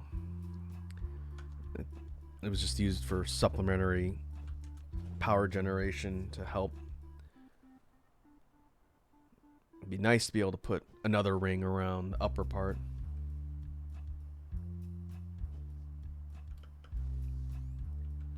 Risky Business asks, what's up with the solar ring there? Was it for moving dark fog bases? No, I put that there just to generate power. It's connected to the grid. It might be hard to see, but the solar power here is connected to everything else. I just had to run a line of poles here. So it's just there to generate additional energy for the grid. I was running low on power. In fact, is it connected? Did I disconnect it by accident? I think, well, no, I think it's up here. Yeah.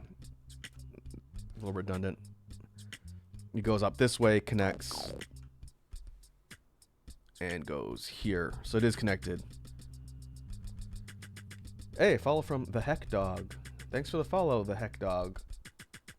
Welcome to the Space Bees. I hope you enjoy your stay. How much is the solar panel line contributing? Well, usually like half the planet is shadowed, but each one of these, when active, 356 kilowatts per, and there's a whole bunch of them. What I was saying was if I had planned my layout a bit better, I could have put them up here and had more to go around the circumference of the planet instead of down here near the bottom where it's kind of a tight concentration. If I could have had even more up here, but I think at the time it would have intersected a bunch of things, and I didn't want to mess with it, especially the mining site up here. So yeah, I stuck the whole. I did a double row all the way around the bottom, and it did bolster the grid a decent amount. So that helped us a bit. Because right now we're at under 50. So I think the thermal is doing a bit more work than the solar, but the solar is helping.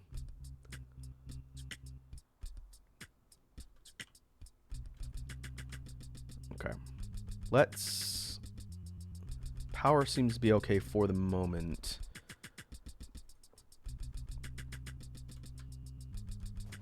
Let's grab some more belts. There should be a decent stack of them now. And work on upgrading more, and eventually get down to the bus.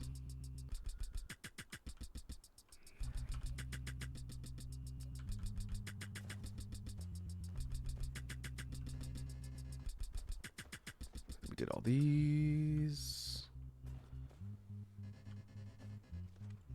We stopped about here, it looks like. Do these. Same down here.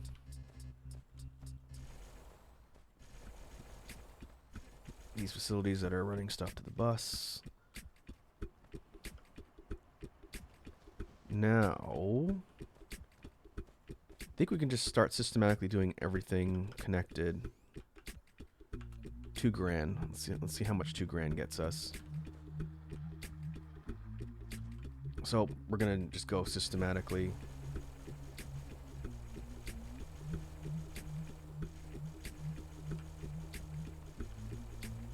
Till we run out.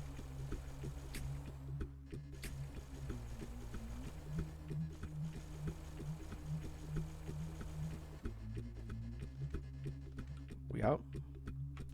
Yep. Oh, got us. About a third of the way.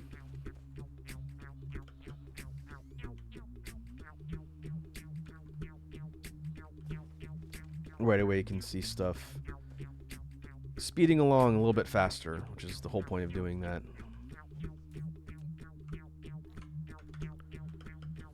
So let's keep going. We'll upgrade all the stuff down here.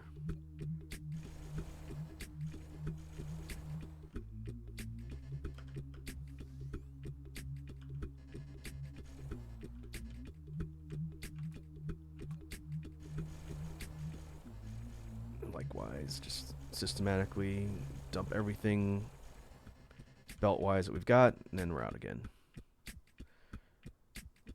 We're almost done. We'll just take time to let those accumulate, I guess, and we'll work on something else.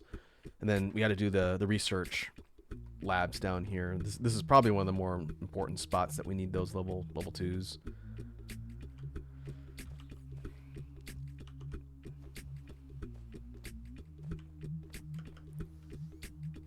Preson says, spoke to the doctor. He said I get to keep my foot. That's good. Feet are important.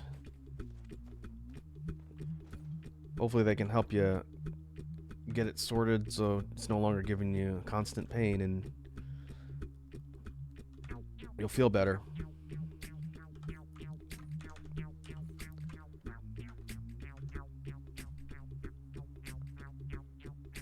He also said there were ghosts in my blood, so they had to do an x-ray. Well, I imagine they would have had to do x-rays no matter what. Make sure it's not like a bone-related problem versus like a muscle-related problem.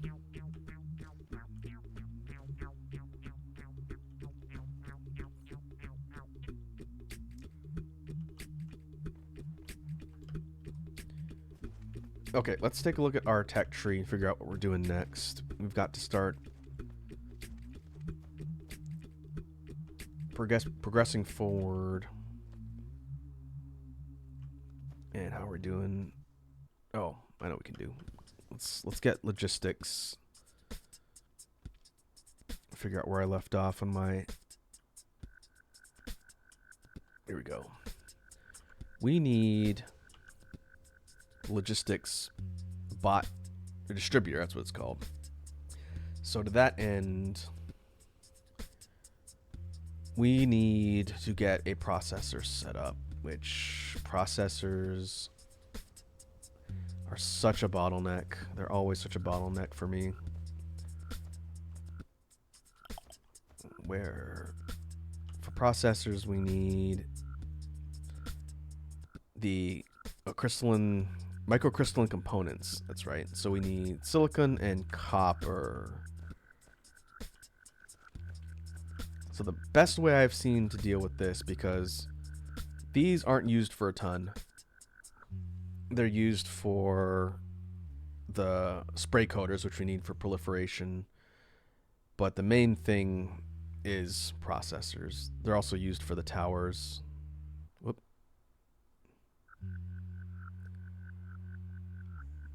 So the best way I've seen to deal with this is to run production or a bus line of the silicon and copper and just start crafting the microcrystalline components en masse.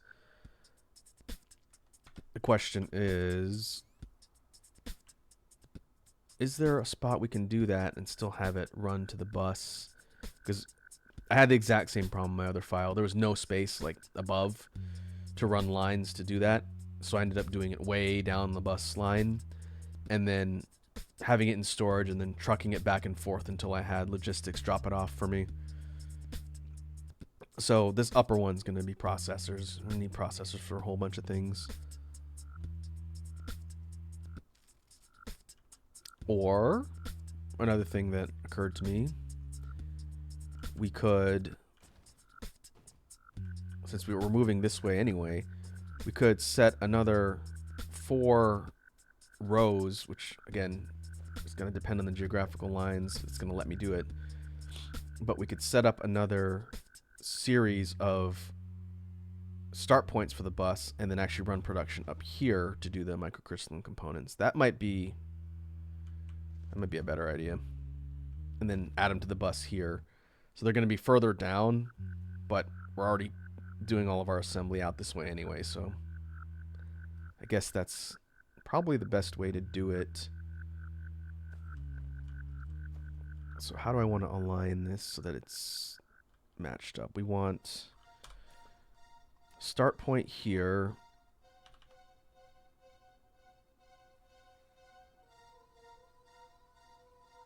I think we want to be further out. We want to give ourselves enough space. So let me extend this. And actually, something else just occurred to me. We can now use the Mark II version of the bus modular things here. I just need the belts to do it, which might be tricky. I don't want to just put down the Mark I's and then just upgrade them all later. It seems like kind of a waste of time. So let's do this.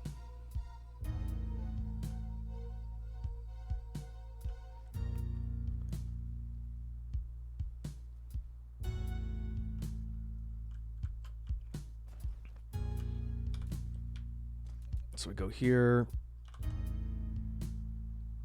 Because of the way my original save is laid out, I have to make sure and flip it around or it's going to be backwards every time.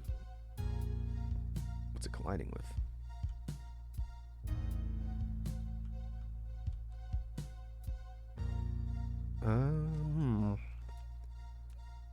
Definitely have to clear that.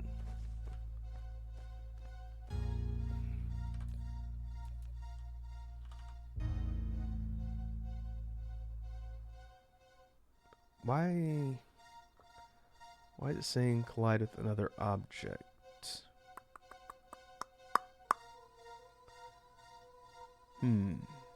Is it because I'm trying to drop them directly on a Mark 1? That shouldn't make a difference. Let's find out.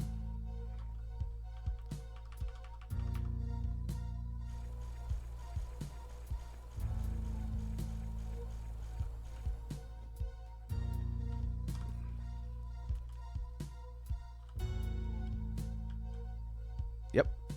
Interesting. I didn't realize that was a problem, but okay.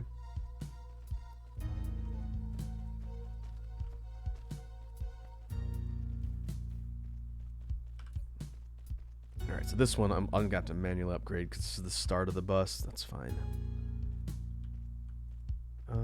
We want this to line up here so that it connects to the modular ones. So I think that'll do.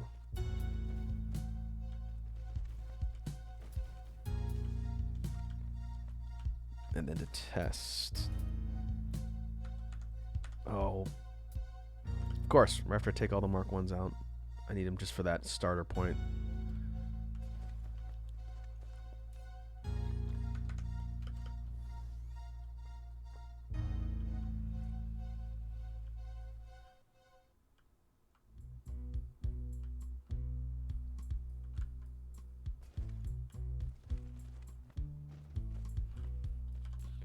And we're going to have to tell it to do that just to start, so it'll actually connect. But now, when we add the other parts down here, we're perfectly aligned. That's what I wanted.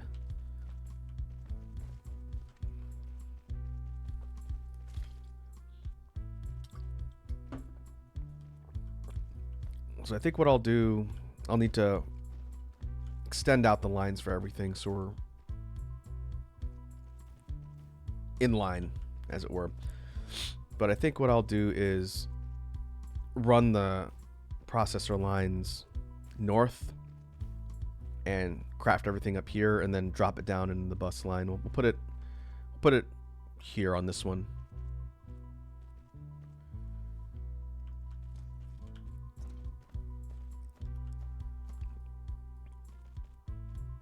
And it's going to continue to go east.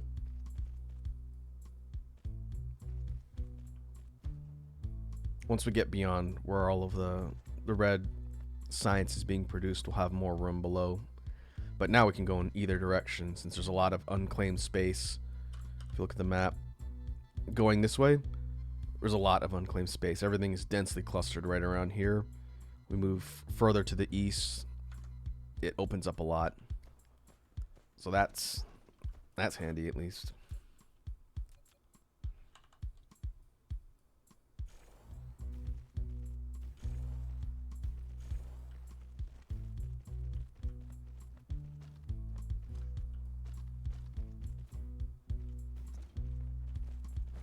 And a good portion of the bus. All the orange is still Mark 1s.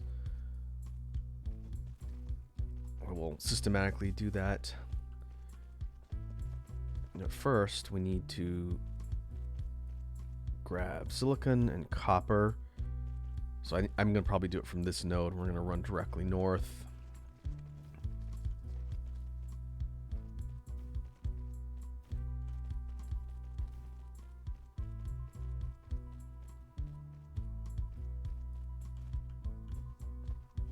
How are we doing for belts?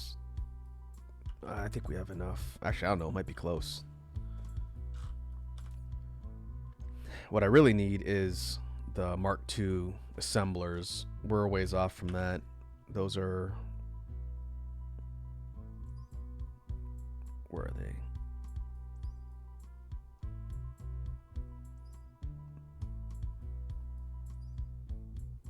Is it somewhere in the middle?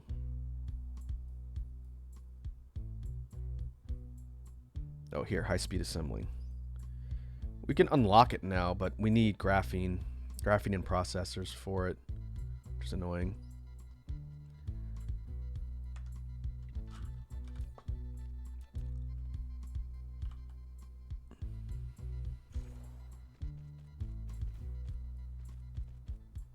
Oh, terrain. This used to be water. We filled in quite a bit of the oceans and water to pave the way for our bus.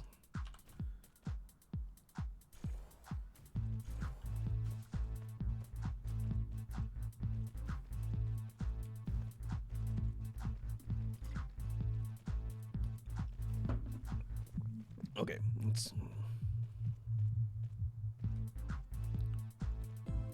fill this in.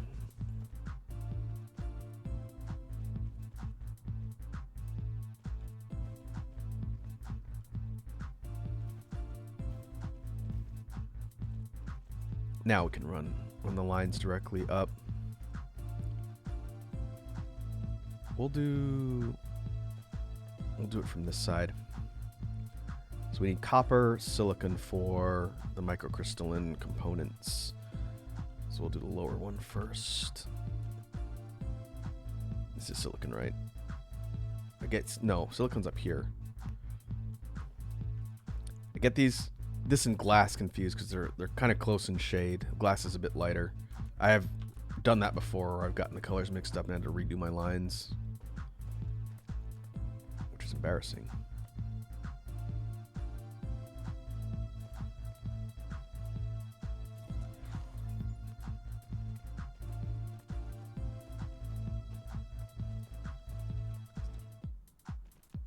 All right, now we need copper.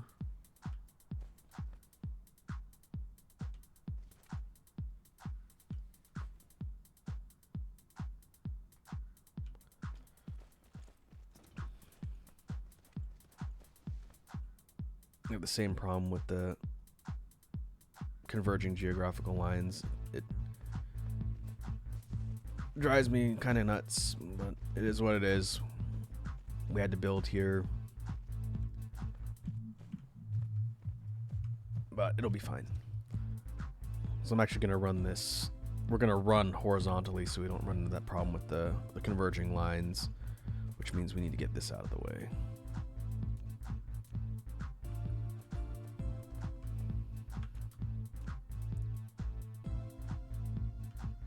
I'll go up a little further and go this way. These are going to be microcrystalline components, and then we'll need to run circuit boards over for processors. And I'm out of belts. Once again. Plan is to have the output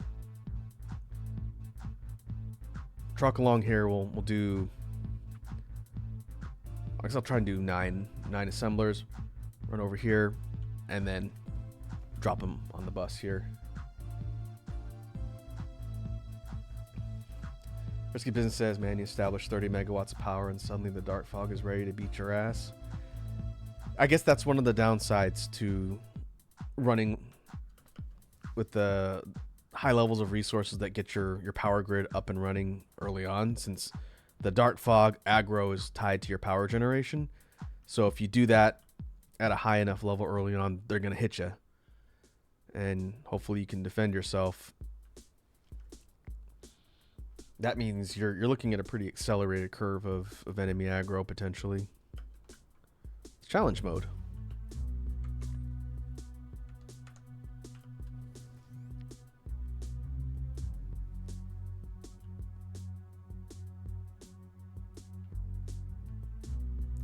All right. Let's see, we should still be good on power. Yeah, we're fine on power.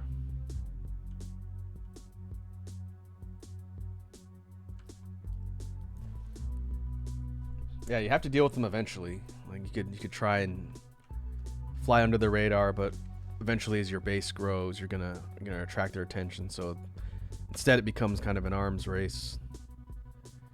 I'm playing on normal, and so after closing up a couple of their bases with the thermal plants, they just sort of pieced out and left. But they do have bases on another planet. I think I showed it earlier, but they're over here on Gorchidia. And so this is where they're getting all their resources from currently. They've got 1, 2, 3, 4, 5 planetary bases here.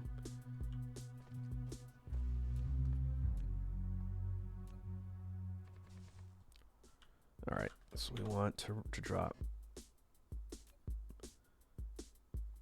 you here, run output here.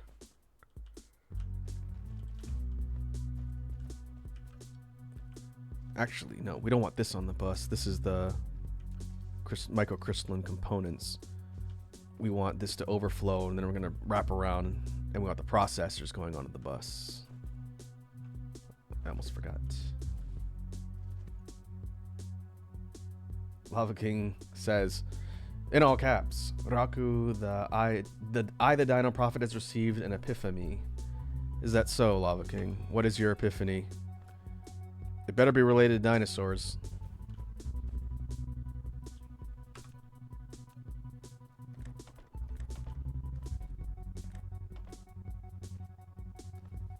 Okay, we're going to do this. We're going to go overflow here.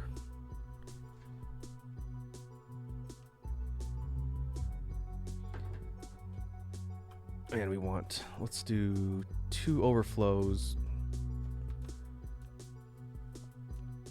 so that the production lines, if it starts to get backed up, we'll have extra crystalline components here.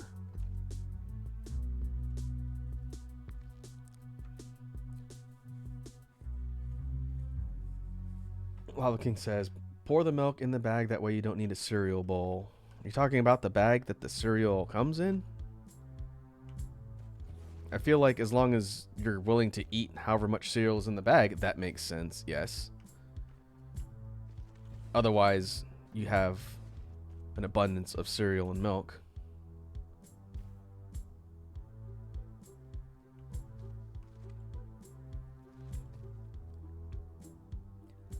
Now, here's a question for all of you folks hanging out in the chat, since we occasionally get philosophical here on these streams where we play games and whatnot. Are you of the cereal first or milk first when consuming cereal and milk? Because there are schools of thought, and it can be kind of a heated debate from what I have gathered.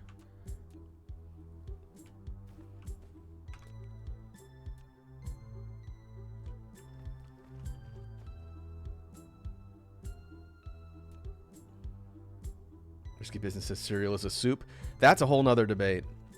I have gotten into some interesting discussions with some of my peers, specifically Wazzy, about that. But we're talking specifically cereal before milk or milk before cereal. That's a question I want to know first.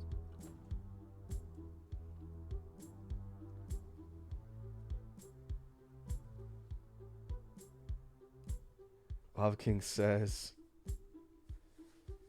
I usually go hunger, then bowl, then cereal and milk at the same time. That wasn't one of the choices, but I guess that's a third option.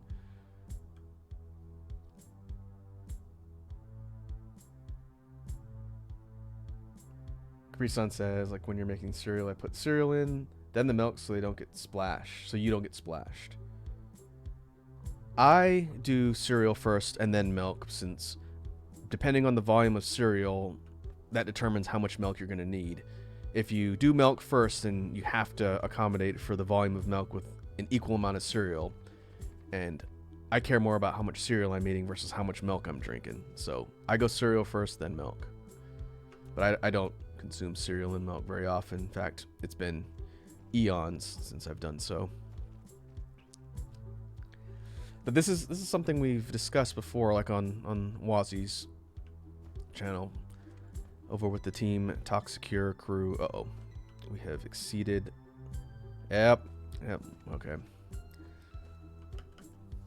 That is purely a result of... Yeah, it's not going to get faster than that. Six long. No, it gets down there. It's just slow. We'll do it like that.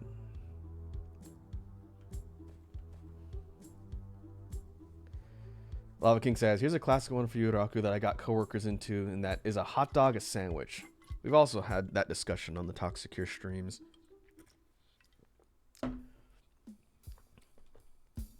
So, I have some opinions on hot dogs and whether or not they're sandwiches, but what is it? It's either a sandwich or a taco, right? There's two choices. Hot dogs are either sandwiches or tacos. I think a hot dog is... If I had to choose one or the other, I would say a taco. Because of the orientation of the bread to the ingredients within are more vertical like a taco versus horizontal like a sandwich, to me.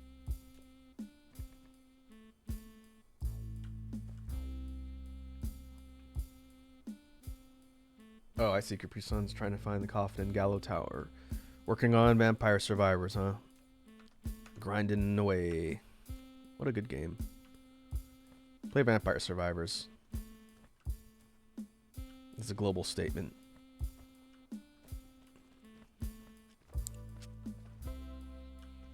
Okay, so what's our ratio? Our ratio is 2 and 2. Okay, so we can go even. But we need to run... Now we need to run a belt for circuit boards up here, which is probably going to run into the same problem. Oh, all the way down here? Ugh. I could have gone... No, it would have hit that. That line would have gotten in the way, but... That's fine.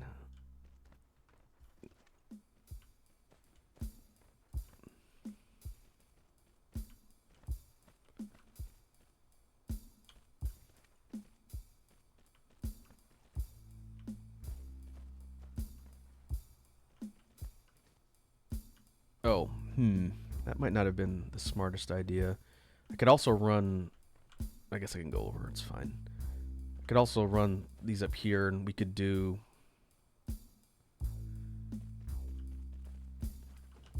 spray coaters. We have all the stuff for this on the bus already. I'm gonna... spaghetti time. We're gonna put this over here.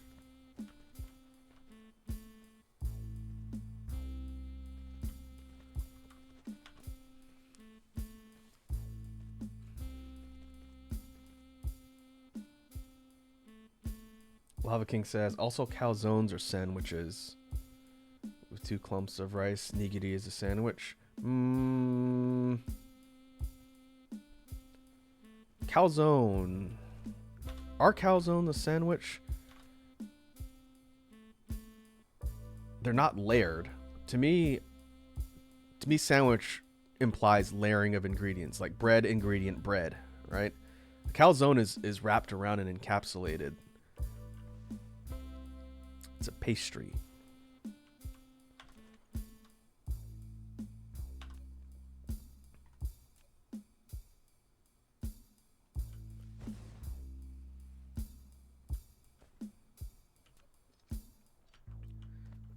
Okay, let's see. We want you crafting this, so we need crystalline components, steel circuit boards, exciters. Where's that? Everything's in a different order than my other save. Steel's over here.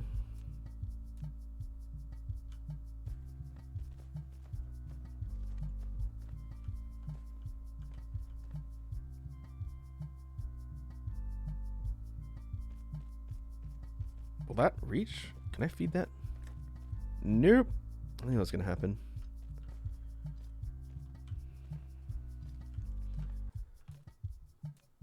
Instead, I have to go here and stupid geographical lines. So there's that one. Then we need exciters. Oh, they're here. They're up here. Whoops. All right. Well, didn't want to do that, but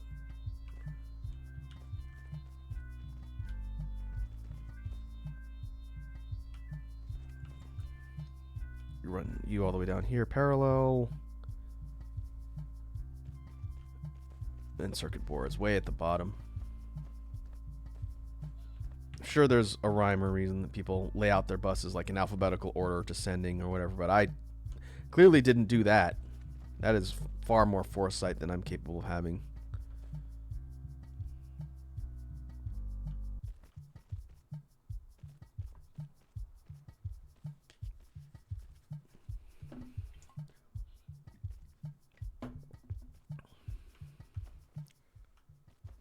Oh, all right.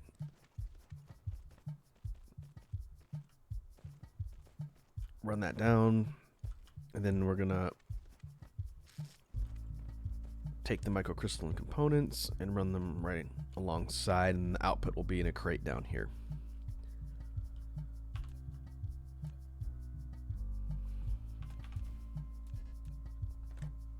Like so.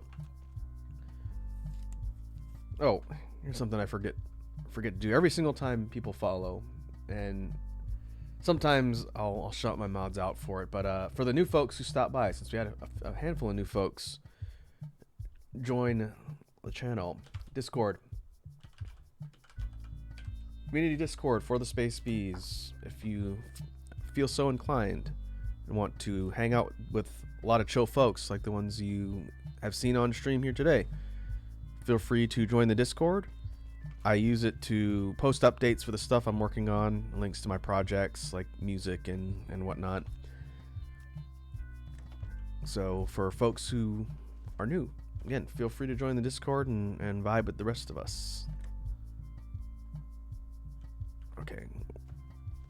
Need to put in sorters down here. And now spray coaters. We don't need a lot of these. We'll put 2 slots.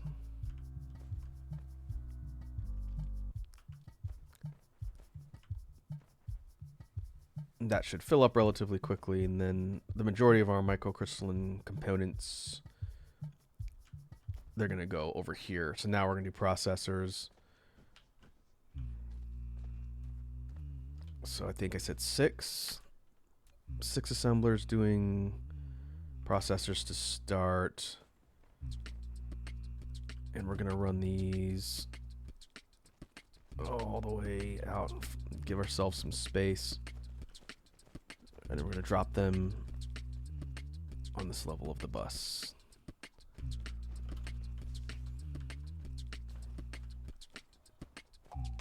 Is Tower getting them? Okay, Tower's getting them.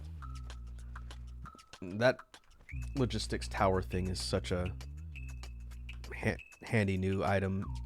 Battlefield analysis space. It lets you just plop a couple down and it'll help you construct things. That is very welcome.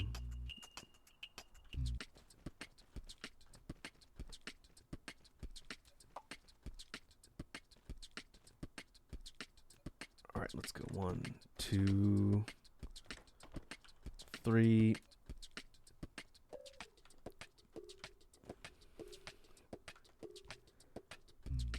And we'll drop 6 here. Processors are considered a milestone on the overall tech map for progression through the game. And they are important. They're used in a lot of things. I may have to build out... Whoops, I didn't want to do that. I may have to build out this production line to get more, but for now, we'll run 6.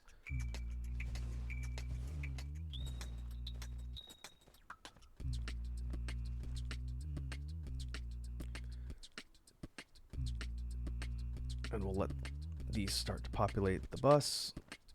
Since it's starting way down here, it won't take long for them to sort of stack up, and then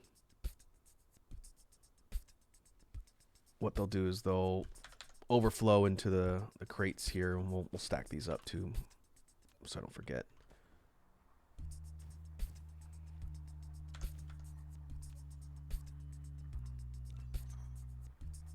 And I think what we want to do is pull the bus further down to the east if we're looking from this direction.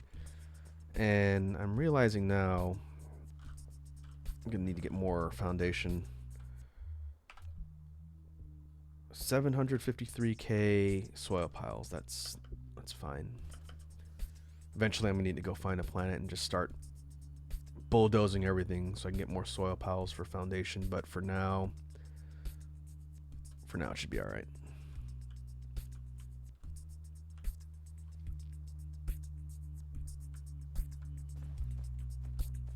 We got that over here. These do not craft very quickly. Why is that? 3 to 1? Oh.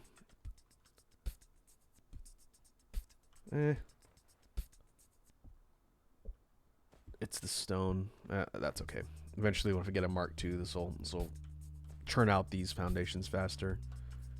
It's fine.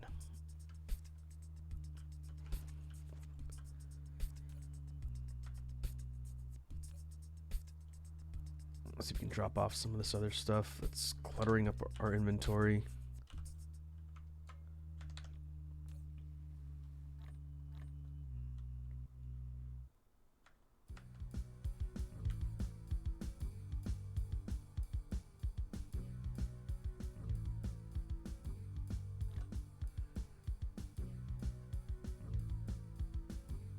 Risky Business says, decline the dark fog, their continuation of existence on a particular planetary body, so that you may be granted soil.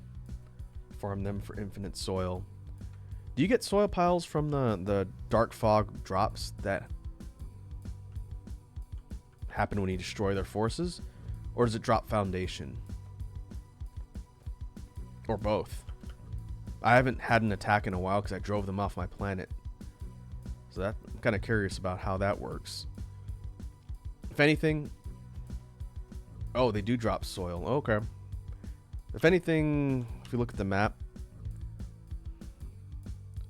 when you eventually go over here...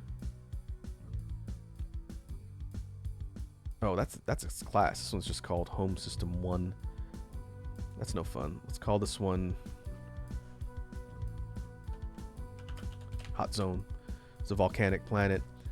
Eventually, what I think I want to do is just load up on stuff here and maybe set a power station down somewhere, like a thermal, and then just creep them into oblivion with a bunch of missile turrets.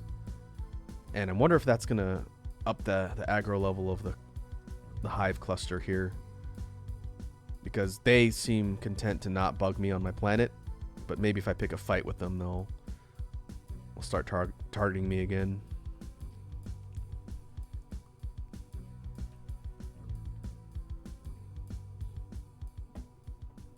Oh, the soil doesn't get picked up from bases, just goes straight into your reserves. I didn't even notice when I was getting attacked on my planet. Maybe that's why I was just passively picking up soil piles. That's good to know.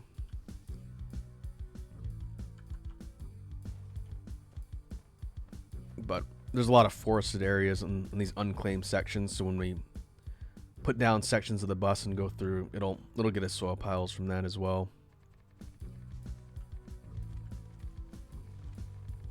But for now, let's just fill in everything here and extend the bus lines out so we can start adding more production.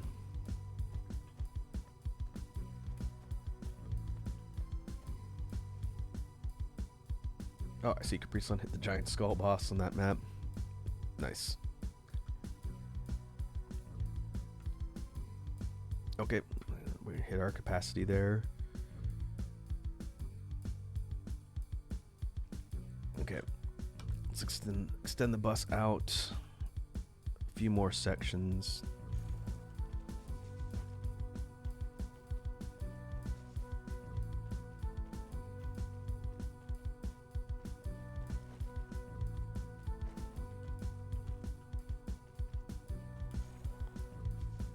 Is that right?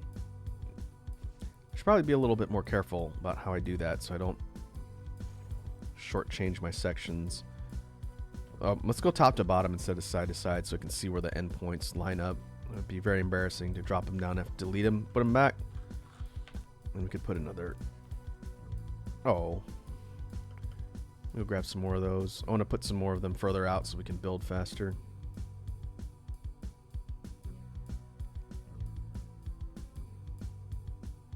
Did I put the battle station base thingies on the production lines? I did not. Really? I think I would have put it alongside wherever I have my turrets constructing stuff. I guess not. Okay, well, I can put it here. What did those require?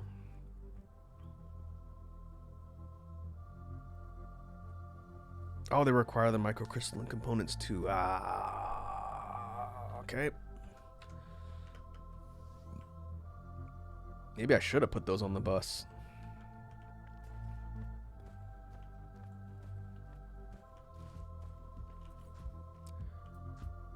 Well, since we have this line up here, in fact, we'll just try and be efficient. This is gonna be... Actually, no, I don't like the way that looks. We'll be consistent.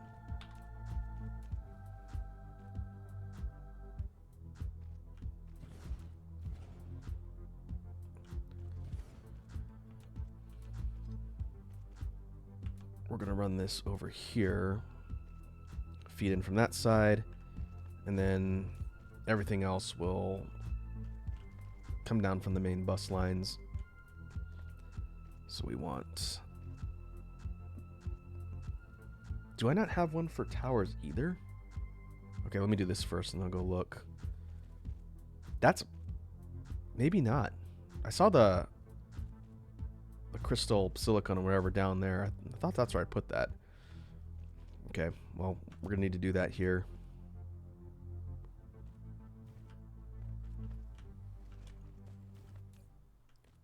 Okay, we need steel. I think it's gonna go steel engines or thrusters or whatever those are called.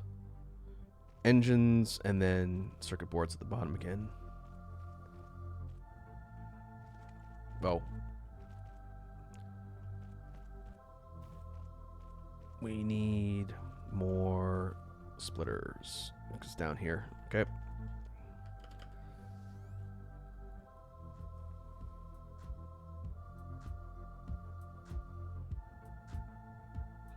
Oh, here. Towers are down on the bottom. Good. That might be one of the most useful items introduced in the update. I don't know if that's a consensus, but having the signal towers and the ability to link up missile turrets anywhere on the planet with those is super handy.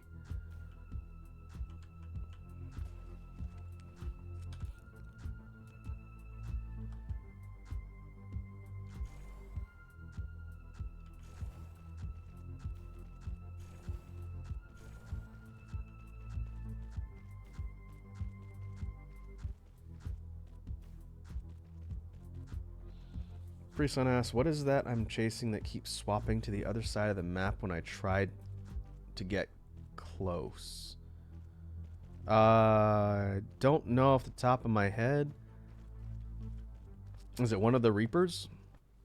Because I know the blue one always stays far away. The one that creates water on screen, tries to drown you. Appropriately called Drowner, I think is the name of that one.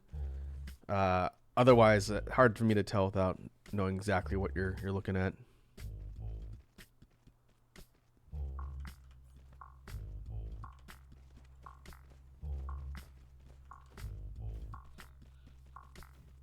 Okay. We are getting close to time for today. So let me work on running everything to the site for the base here.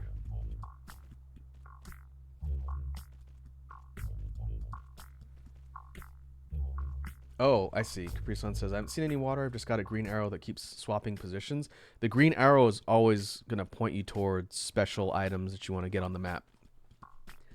So I don't know if it's the direction you're going or whatnot, but you're going to want to follow that because it points towards relics. I think the unlockable things that change gameplay. So you definitely want to run that down.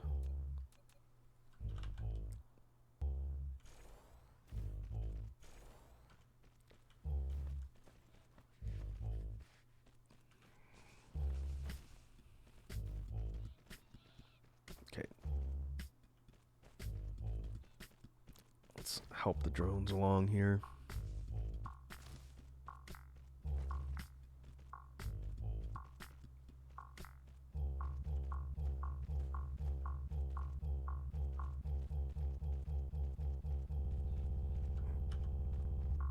Yeah, we're moving. Got a long ways to go before the bus wraps all the way around. I don't even know if that'll happen before we eventually look at getting off the planet, but we have extended out a decent ways.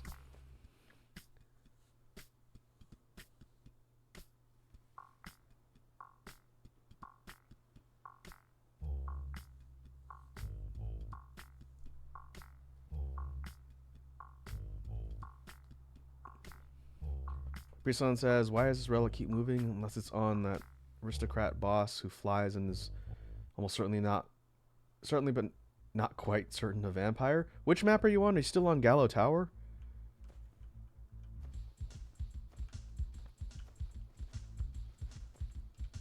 I don't know. Cause that's a vertical map, right? It goes like up and down.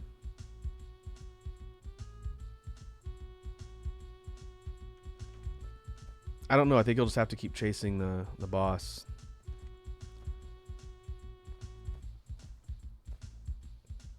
Okay, let's run the lines down here. So we need, what's gonna be first? I think it's gonna be steel first, all the way over here.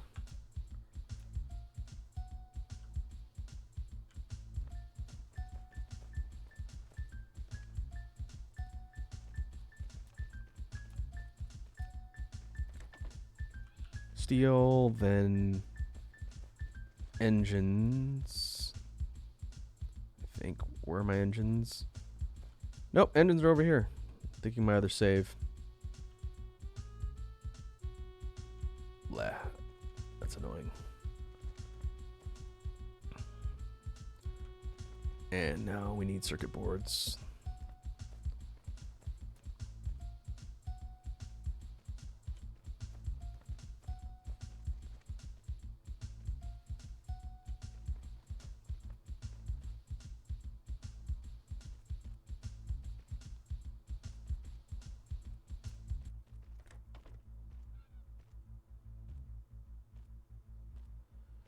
Now we connect these up.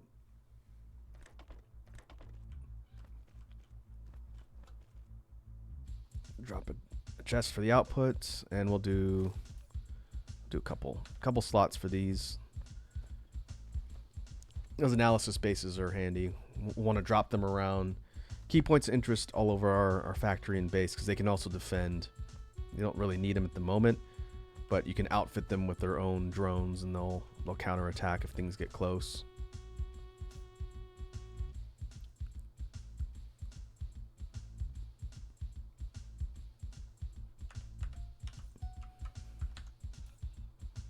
drop one. We'll drop one. Maybe right here. It'll help. It'll help build out the bus lines as well. Okay. How's production up here? Oof. Oh, it's the titanium. It's always the titanium.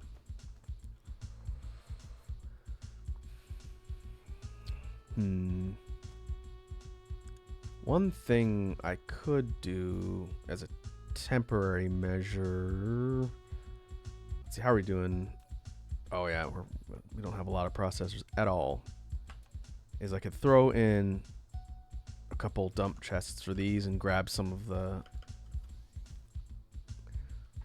silicon that's in storage. Because it's feeding. It's not feeding. Are we out? We're out. That's why it's taking so long.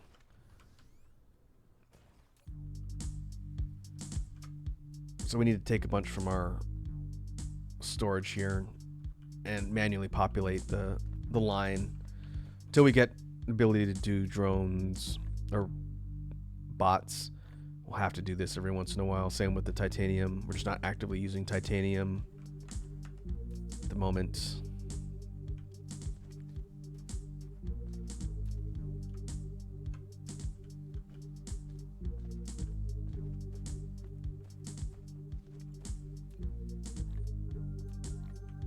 Okay, that'll do. Eventually I'll have to make a trip back to the mining outpost and grab more. And that'll be pretty much just a thing until we get automation through logistics.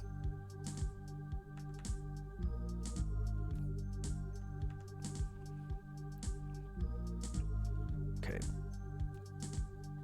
Let's go ahead and save and take stock of what we've done so far.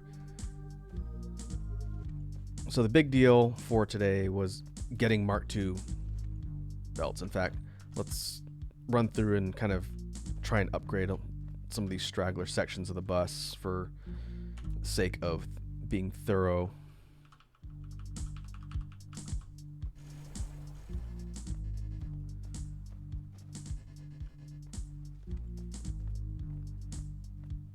I think got most of these early sections. While I'm here, I'll do the parts for science as well. But let's get the main bus lines just upgraded all at once.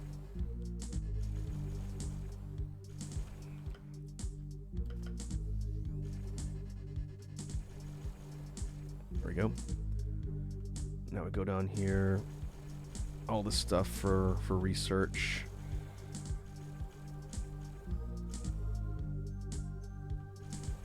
What is this?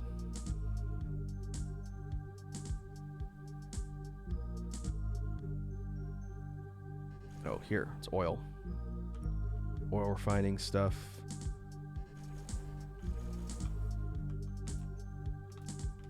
Got more than enough belts. All the sorters and everything that's running the labs for research. All that stuff's upgraded. I think we got pretty much everything in the main base.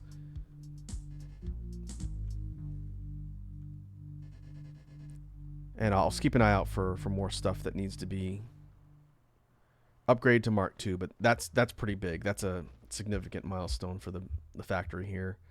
That'll make things a lot more efficient. Preson says, Sorcerer's Tears permanently allows speeding up time in the stage selection. Oh, you unlocked hurry mode. That means the in-game time is faster. So instead of it being like a regular 30-minute run, it'll go twice as fast. So it'll actually only take 15 minutes to hit 30 minutes of game time. That's pretty handy.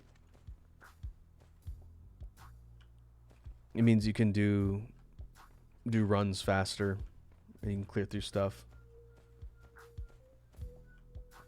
Preson says I want an endless mode. You'll unlock one eventually. That's later. There's an endless mode in Vampire Survivors. That's how you do farming for eggs. But in the meantime, and getting through the levels quickly, that's what the hurry mode's for. It's pretty handy. It means you can play more. All right. Yeah, I agree, Risky Business. Good progress, and I think a good discussion about stuff. Hopefully it was interesting watching me try and go through the different sections and slowly upgrade parts of the base. I'm still not entirely sold on the power layout, but for now we're okay. In between now and next time, I might start working on the fluid processing stuff, since we don't have a site for refined oil. Fluid processing is another big hurdle, and maybe I can get that out of the way. Oh, we've got overflow for refined here. Pre-Sun says, sorry I keep derailing it. No, you're good. You're good. I like talking about Vampire Survivors too. So yeah, I'll probably chip away at some of the tech stuff, maybe get fluid production underway. We can put it out here. The space is all empty. But we're moving. We're moving. We've got our sights set on the logistics stuff. Hopefully by next time we'll have bots up and running, and then planetary logistics is the next big goal to get. The ability to traffic stuff around the planet efficiently instead of having spaghetti belts everywhere is going to be nice once we can do it. Ultimately, the goal is to take... Boy, it's a long bus. Is to take production down here where everything's being acquired from the raw deposits and make it so it doesn't look like this. But we are not quite there yet. We're close. So we'll do one more save, and we will get ready to raid someone from the homie list. Let's see. Let me pull up the main list to see some folks I know.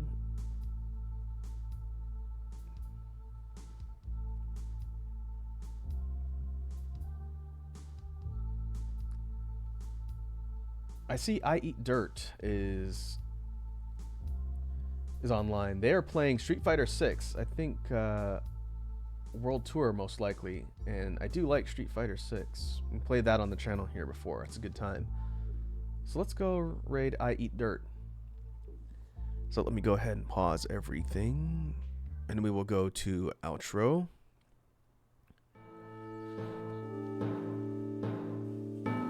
So overall productive. It was fun talking through a lot of the stuff at Dyson Sphere. I have been streaming this weekly, and so most likely at some point, maybe Thursday next week is usually my day, we'll be back to work on our file some more.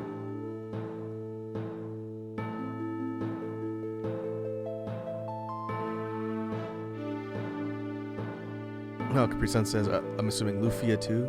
Yeah, that's where my outro music comes from. Good ear. But yeah, we'll be back on Sunday of this weekend for Pokemon Infinite Fusion. It's been a hot minute since we've